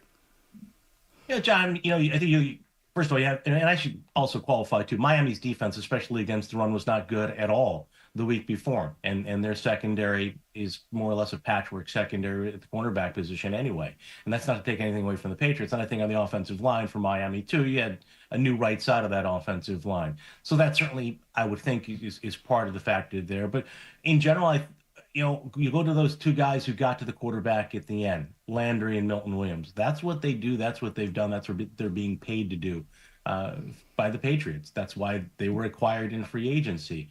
So I think in their cases, it's just a couple of guys who made plays toward the end. I think another big part of it, though, too, is that when Tua comes off his first read, he really struggled, and that was evident last week.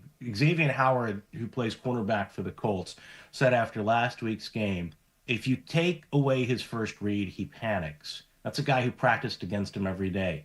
And what we saw yesterday, I think, is at times, especially critical times, the Patriots were able to take away the middle of the field, that short middle area, because with Tua, it's almost impossible to get home and sack him, apply pressure on him, whether it's a 4-man rush or a blitz, when they're operating as usual, where the ball is snapped back to him and then it's out of his hand immediately. I mean, there were times yesterday when he was releasing the ball in fewer than 2 seconds. But I think when there were those times when the Patriots were able to force him to go off his first look and maybe delay things a bit, then they were able to get to him. as a lifelong lover of the Miami Dolphins and all things. No, Miami. stop! Come on, stop! It ended when Don Shula was let go and Jimmy Johnson took over. Let me finish my question. I was not a University of Miami fan, and I always vowed at that point too hard. Once I got into this business, my favorite team would be the team that hired me someday. So I'll let the first part of my question stand. And Joe Philbin just texted and said you were around when he was there. Yeah, so. I will just finish my question by asking: does Mike McDaniel get fired after the loss to the Bills on Thursday night, or do they wait until they lose to the Jets in Week 4? Well, it certainly seems it's coming sooner rather than later, at least if you read the newspaper stories, if not the tea leaves in Miami. I think Mike McDaniel is under a lot of harsh criticism, justifiably, but also I think the front office in Miami now has come under criticism, justifiably. You go back, Chris Greer's had a long tenure there. And they invested a lot of money over the course of Mike McDaniel's career since Brian Flores left. And, you go back to the decision by the Dolphins to draft Tua Tagovailoa and over Justin Herbert and, the money they spent on the wide receivers and then on the pass rushers like Bradley Chubb, for example, what they've done there. And they're in a situation now where really the window of success is all but shut for them. And I think for McDaniel, it seems like, I think he's still a very, very good, if not really an outstanding play caller and offensive schemer. We saw that at times yesterday with his ability to get guys who have speed the ball in space, and they can create a lot of problems for you. But overall, as a functioning football team, I mean, it's a terrible sign when you're holding a players-only meeting after the first week of the season and you come out as flat as they did against Indianapolis and then lose that game at home yesterday against the Patriots. Even though this is, again, to take nothing away from the Pats, from Miami, as much of a game can be a must-win game in week 2. Yesterday was it before going to Buffalo. Yeah, it's kind of interesting, too, that everyone saw this coming. Rarely does the collective opinion get proven right so early on, but everyone was saying Miami's got a lot of problems during the offseason and the Tyreek Hill unhappiness. Yes, like exactly. Is that always going to manifest in being a poor performing football team? Yes and yes. The offseason problems, the questions, and they've all come to fruition, and it's not like no one thought it was going to happen. Seems like everyone thought it was going to happen. Yeah, Hardy, and you go back to yesterday's game, and you mentioned Tyreek Hill and his comments in the offseason. In fact, as soon as last year ended, I'm out of here, bro, he told the Dolphins reporters. Then, he seemed to come back with, quote unquote, new outlook on things. He was talking about leadership going into the season and being a good teammate.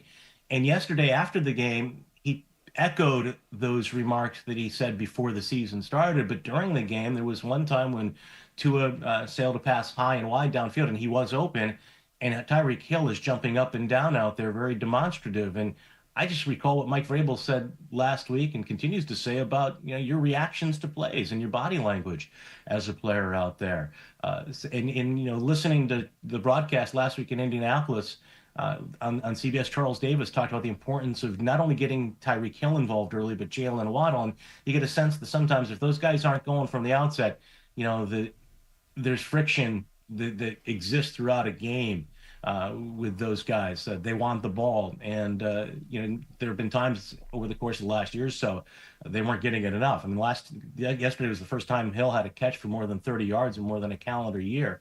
And the other part of that, too, I think, in the Dolphins' case, is that when you look at their situation last year, they were able to overcome a terrible start and have a respectable record. But I don't think McDaniel's going to get that opportunity this year if it continues the way it is, just given the public sentiment and just some of the things that are being reported out of South Florida. Okay. Now, how do you feel now? Does this change the way that you feel about the rest of your season? You heard about Burrow being out for 3 months? Yeah, I mean, I feel, again, there's an organization that when I got home, my son last night said, boy, the Bengals seem cursed.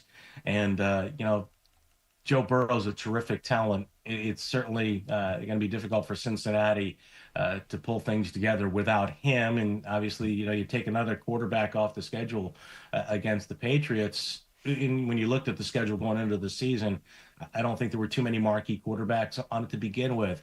But it's I hate to say the cliche, it's week to week, and especially I think for a team like the Pats, where you're really trying to build a culture, trying to rebuild this team, and it's going to be very much a work in progress with regards to the roster. Yesterday's a very important win, though, in that I think it reaffirms, if not for the players, they have seemingly bought in from day one, and I don't think an 0-2 start was going to change that for them necessarily. But I think for those of us on the outside, it reaffirms that message that Mike Vrabel has been harping on as the foundation of the program: effort and finish. They continued to give effort, and even when things got away, and the Dolphins flipped the script in that game, because Miami had to be so relieved to trail by only a point at halftime. And we were up in the booth saying the Patriots thoroughly dominated most of that half, and they've got a 1-point lead. It could have been tied if not for a penalty by the Dolphins before a 2-point conversion attempt. And yet the Patriots relinquished the lead early in the third quarter, and they were able to come back. They give up the punt return. It had been a bad day for special teams, but then they turn it around on the very next play, a special teams play, and take the lead to win it. And then the Dolphins get that touchdown, apparently, ruled out of bounds with Achane stepping out. And the Patriots defense was able to stay firm in that situation and keep them out of the end zone. So I think for them, it's a very important win, a good one to go down to Miami, exercise that past as they continue to try to put, the last few seasons in their entirety behind them. Yeah, we were saying it this week, and we probably said it to you on Monday, is that last Monday, is that at least as the fan base goes, this was a very important win. The season is what it is, and But if you lose and you lose badly in Miami, or if you lose, and even if it's a slog of a game and you lose that game, then it's like, why am I even watching this team? Then you're hanging on to your fan base, and trying to keep them interested. Yeah, very good. Like last week, not only were people disappointed in the loss, but what I heard a lot of is that was boring. It was just like the last couple of years. And yesterday was anything but boring. And I think also when you think about all the questions that Drake May had to field midweek last week, or questions and speculation that were said about him, too much on his play, is he too amped up before games? Well, yesterday, 19 of 23, the performance, the way he did use his legs effectively, and not just with a touchdown run, but with a 55-yard pass to Stevenson. I thought that was one of the most encouraging plays, too, because he moves up, he's got both hands on the football, he's still in a position to make the throw.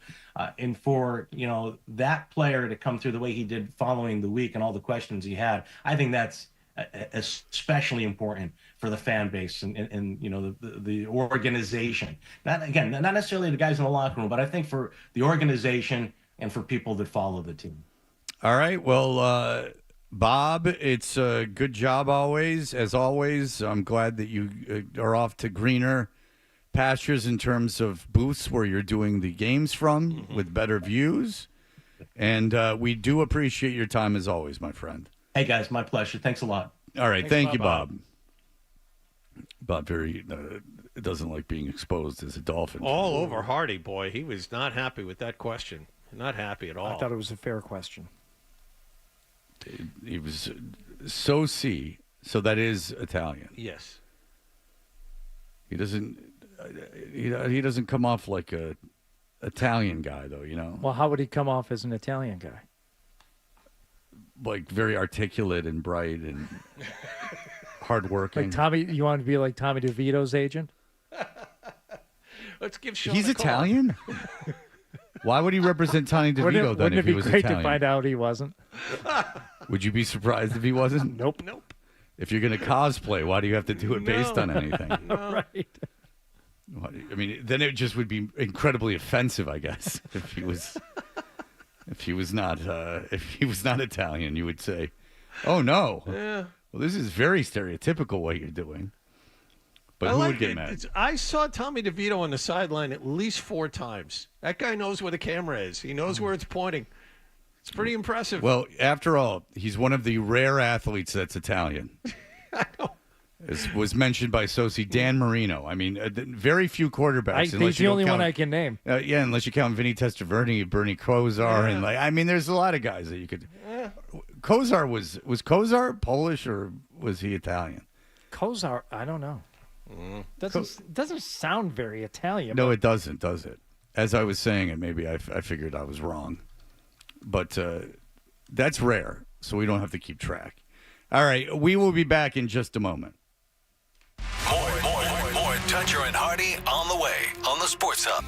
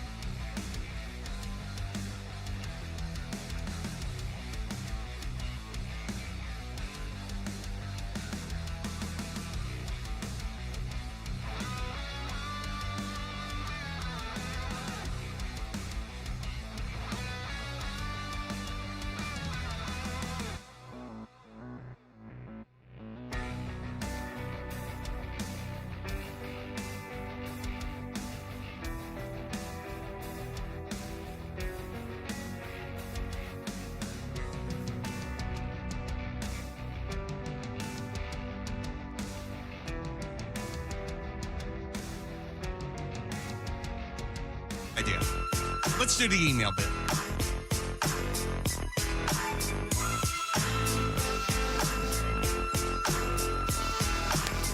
Hey, we are Toucher and Hardy. If you would like to tell us about your life or ask questions or anything of that nature, you can find our email addresses at 985 The Sports Hub. If you would like to follow us on social media, we are on X, which is so good for everyone, and Instagram at Toucher and Hardy. And we are also available Hardy at Hardy985 on Toucher. At Hardy985 on Instagram and Twitter, and me at Fred Toucher only on Instagram. Mm-hmm. All right, so we got the email about the Lawrence and Liam Cohen interaction from Aaron, which I appreciate, where there was a pass that went off a receiver's hands, and Liam Cohen was yelling at him to hit him in the chest, and then you just had Lawrence just kind of brush him off, just like wave him off. Shut up. We had a guy that called in earlier saying what was up with my Lions hat. Oh, yeah. And it's our boy Riz, fellas. Mm-hmm. Says, I'm confused. Isn't it supposed to be a Boston Sports Show? Why the hell does this guy have on a golf hat? And he circles you on you, Hardy. And dude got a Lions hat on. Wallach, too, for that matter. I do. I have Wallach's a golf wearing hat a on golf this hat morning. on today. Yeah, was that free? Yes. From Hardy? No. Where'd you get a FootJoy hat for free? I got it at a charity golf tournament in Quincy last year. So, okay, I'm at a charity golf tournament. They give me a FootJoy hat. You know what I'm doing? What's that? Selling that thing and giving the money to charity. Hello. Good for you. By the way, Blind Scott's very, very big. Kendra had the idea of, punching up people's online dating profiles.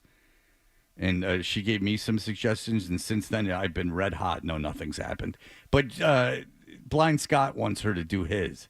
To that, I would say, no. Yeah. Good luck, Scott. Yeah, that's not happening. Blind Scott, I got to tell you that. Andrew says, my buddy and I have been having an argument. I think Herbert is a top 6 to 7 QB, and if May can be that, it would be good. He thinks Herbert is more of a 9 to 10 and wants May to look like Josh Allen. And if was like Herbert, it would be a disappointment. What do you think? Drake May will not be Josh Allen. Josh Allen is unbelievable. Josh Allen is one of the greatest quarterbacks now of all time. And I don't think Drake May would reach that strata. Like right now, this has never been done on radio before. But right now, if you were starting a franchise and you had to pick one quarterback, who would you pick? And then if you couldn't get that guy, who would you pick? That's the question. Up until this season or last couple of seasons, I would have said Mahomes, but we're factoring age into this and something you can grow with, guy you can grow with. No, just I guess if you were for 2 years. Allen or Lamar Jackson and flip-flop them. See, I would take Mahomes and then Allen. I think Allen's better than Lamar Jackson.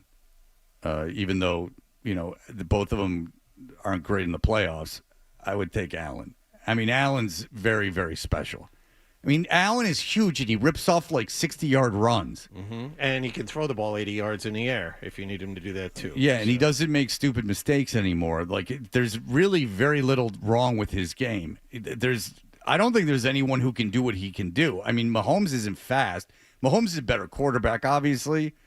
But Allen just physically, and now he doesn't make mistakes. I think it's his 8th year. He's like pretty much perfect. The durability of Mahomes continues to surprise me because, like you said, Allen is just huge, and he looks like a guy who's not going to get hurt. I'm just surprised every week, every season that Mahomes, does as much moving around as he does, but he doesn't get hit in the open field, and he doesn't take a lot of sacks. Like Mahomes doesn't get hit a lot. He's a big slider, but Allen, like, he got his nose broken yesterday. Allen, like, he stiff-armed a guy. Like Allen's stronger than everyone. Allen's going to get hurt before Mahomes gets hurt, I think, just because Mahomes doesn't take as many hits. I mean, Allen, right? I mean, they got to coach it out of him, but when you're bigger than everyone, and you can just dole out punishment. He's bigger than linebackers. I mean, he's obviously not as big as a defensive lineman, but he can outrun them. He can outrun linebackers. He went off on some 45, 50-yard run yesterday. Now, that's not saying much because he was playing the Jets who refused to tackle, but nonetheless, he was able to do that. A field goal or a kicker solution, I guess, because we're talking about how the kicking has become more of a premium than ever, and how the kickers are now kicking 55-yarders routinely, and now it's up to 60. Chris says, here's a solution. Just put another bar atop the goalposts. Make it a box, and now you have to kick it through the box. No more going sailing high over the uprights and I guess that strength of leg would be a non-factor at that point. It would, and then you have to lower your kick so it can be blocked. That doesn't seem like a great idea. It takes away, but in fact, it's asinine. It's the dumbest idea I've ever heard. Well, if you fool! If you want to stop the 60-plus field goal, you could simply narrow the field goal post, and then you could kick it as high as you want. You just like to see it go high, as you're a child. No, I'd like to, not get it blocked. Like if you're punishing me, because I already have to kick it significantly, you would think lower if I'm going for a long distance kick. If you're going to punish me and then now I just have a line drive it off a guy's face. And now they're going to call stupid leverage calls all the time. Yeah, but apparently it wasn't stupid. Brian, go ahead. Hey, guys. So just looking back on the draft class, everyone was all hyped up about J.J. McCarthy and Caleb Williams. Would you guys rather be the Vikings, the Bears, or the Patriots right now? Because as a Pats fan, I'm happy where we're at after yesterday's performance, because J.J. McCarthy and Caleb Williams just don't look good at all. Yeah, Caleb Williams is such a special talent, and he's had such a tough time of it in Chicago. I'd hold off on that. I'd wait on J.J. McCarthy, too. Well, that was I wouldn't. His second NFL start. I like May better than J.J. McCarthy. I mean, May's a better quarterback than J.J. McCarthy. The hype after last week with J.J. McCarthy. Oh, it was ridiculous. Insane. It was we talked about it. He was terrible. He was historically bad for 3 quarters. He wasn't. He's played one good quarter of football so far. Right. It was cool that he came back like that. But look, right now, May is the best quarterback out of the 3 of them. I don't think there's a question. Caleb Williams would be third on my list of those 3. I would not for me. No, Caleb Williams' year last year wasn't bad. I know that. No, it was good. I know. Numbers were good if you just took a look at him in a vacuum, but no, and he also but also not in a vacuum. If you look at the games they lost, they weren't his fault. There were games that they lost that weren't his fault. For instance, the game they lost against Jaden Daniels, where at the last play of the game, one of the members of the Chicago Bears decided to start having it out with the crowd during the play. Yeah. There were things that were out of Caleb Williams' control. Look, Drake May, if you made me put a gun to my head, and please do, but if you did and you had to make me take a choice, I'd take May. I think there's still a chance, obviously, Caleb Williams could be better, but I think that May is without question better than J.J. McCarthy, and I think Caleb Williams without question is better than J.J. McCarthy. I'm not saying J.J. McCarthy can't be a reasonable starting quarterback, but May and Caleb Williams are so much better athletically. Caleb Williams can still do a ton. So, but I would take May right now. I think if you're a Patriots fan, you have to be very pleased. Now, he's not Jaden Daniels, but and he will never be. He's built in the mold of Josh Allen. Not saying he's going to be like Allen, but he's built in that mold. And getting back to Caleb Williams, the more I watch him, the more I think the bad habits may sink him after a while. Dude, he's the getting... way he holds the ball, that's the thing. The average time to throw the football is what? 2 seconds? Maybe 2.5 if you're lucky? This kid holds the ball 4 or 5 seconds every time he drops back. I wish that, though, you could be in a meeting like I have been in so many. But just and see what is on his plate with Ben Johnson. That's why the first drive, he didn't yesterday, but the first drive of that, the first 10 passes, he completed his first 10 passes in that Minnesota game. because everything was on schedule. Like everything was all that was planned out ahead of time. Then you're getting this really complicated ass offense that Jared Goff ran so well because Jared Goff was a number 1 overall pick. You know, he's got a great arm, but he also had been in the game and already faced his crap that he was going to face in the NFL, so he could absorb that. There's just a lot being asked of Caleb Williams. He plays in a market where they have no patience for him. Sure. There's a lot going on there. But I agree with you. Look, he holds on to the ball too long. But you have to He's admit, already on his second coaching staff in 2 years. Ben Johnson's overloading him. All I'm saying is there is a path, if we can have great path talk. There is a path for him to spiral the other direction. I agree, but he's so special physically. I'm not arguing that. No. He's a great physical talent. I know you wouldn't argue that. I'm just saying he's so special physically. Like, I'd like to see what he's like next year. Because he's not terrible. And he wasn't terrible last year. It wasn't like he was a disgrace.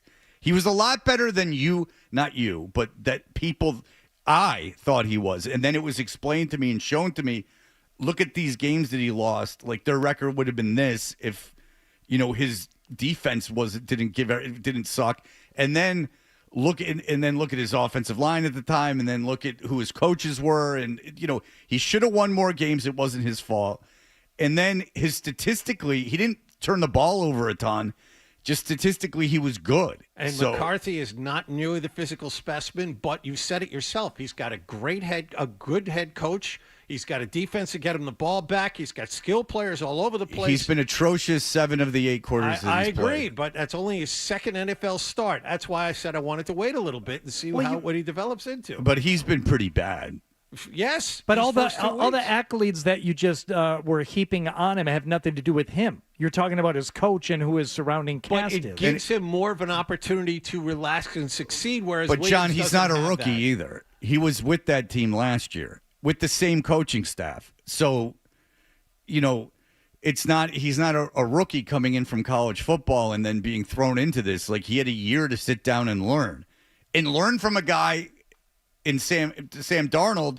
That's not, it's not like Patrick Mahomes. By the way, the Shedeur Sanders news that Baltimore was all set to draft him, and then he told him to go screw so he could go be third string. If you're Baltimore, why do you care what he thinks? Why not just take him That's anyway? I don't know. It's interesting. Why would you, as Baltimore, be altered by what a fifth-round pick has to say to you? The fact that are we going to draft a guy who thinks that sitting behind and learning from Lamar Jackson is a bad thing? Maybe we shouldn't draft him after all. But I got news for you. If Cleveland heard that and still took him, then I'd be like, what's wrong with you? Like, if it got out earlier, like, I know it was only 2 picks after, and they're like, 5 minutes a pick?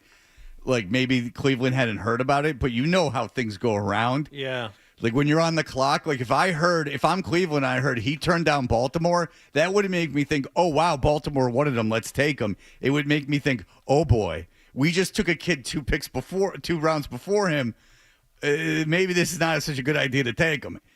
And I don't dislike Shedeur Sanders at all. I'm just fascinated why he's become this cultural, like, linchpin that people are either for him or against him, and that there's this, like, incredible amount of hate heaped upon him for no reason. Like, that's what's fascinating about Shedeur Sanders with me, is that it's almost beyond anyone's control what people are saying about Shedeur Sanders. But this is the first time I've heard of something that I was like, oh, wow, that was dumb. Because, you're on a Super Bowl capable team with a Super Bowl winning coach and a lot of continuity. Lamar Jackson runs a lot. He gets hurt. You come in there and win a couple games. That's a lot better than being in Cleveland. Now you're worth something, and now Baltimore trades you to a team, and then you go in maybe as the prohibited starter. I mean, it's just so incredibly short-sighted. It's unbelievable. Like, you want to play in Cleveland? Okay. Yeah. Now you're the third-string quarterback, so guess what? Flacco, they're going to play for the time being, and then after that, it's going to be Gabriel. All right, we'll be back in just a moment, do the headlines, and then get out of here. Scott's already sitting down. Well, he's good to go. He's cooking. Sports Hub Headlines, presented by Celsius.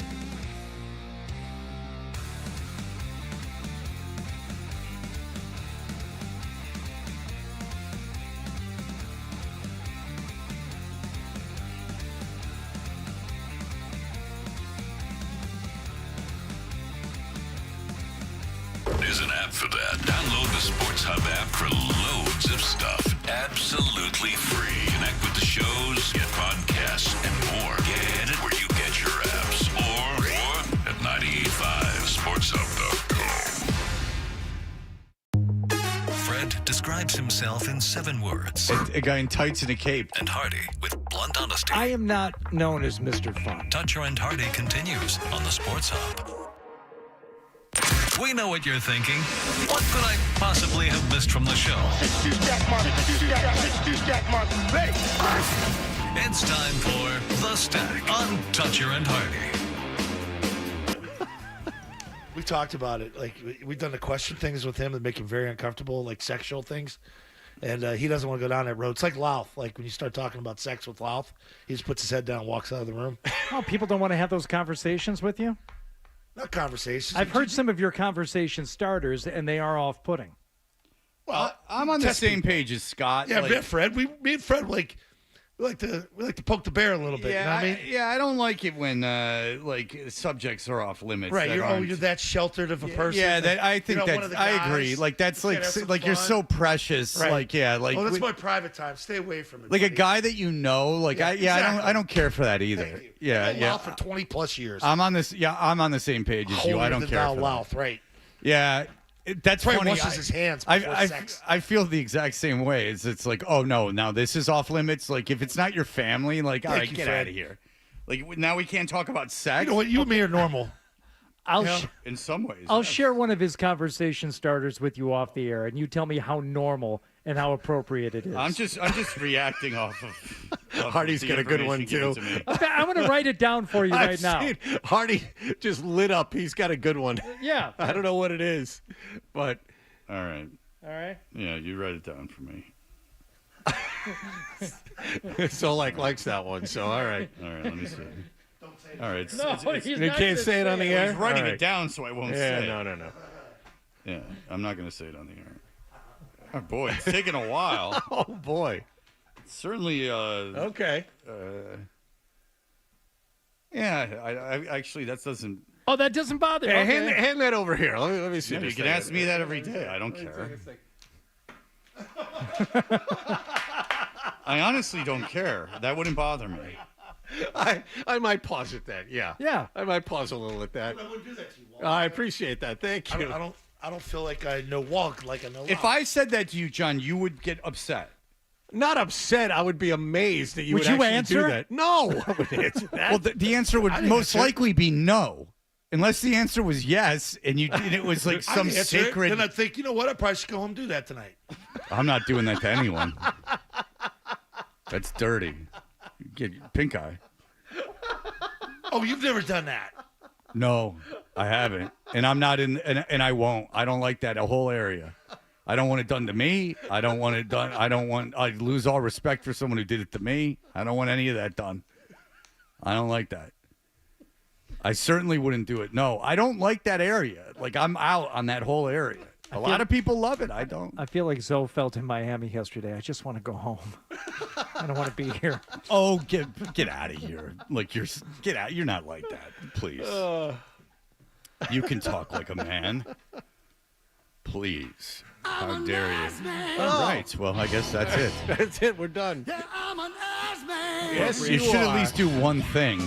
I mean, we have a little bit of time. Do you have one thing? I got one thing. I got Bruce Dickinson singing the national anthem yesterday. Bruce Dickinson's got a great voice.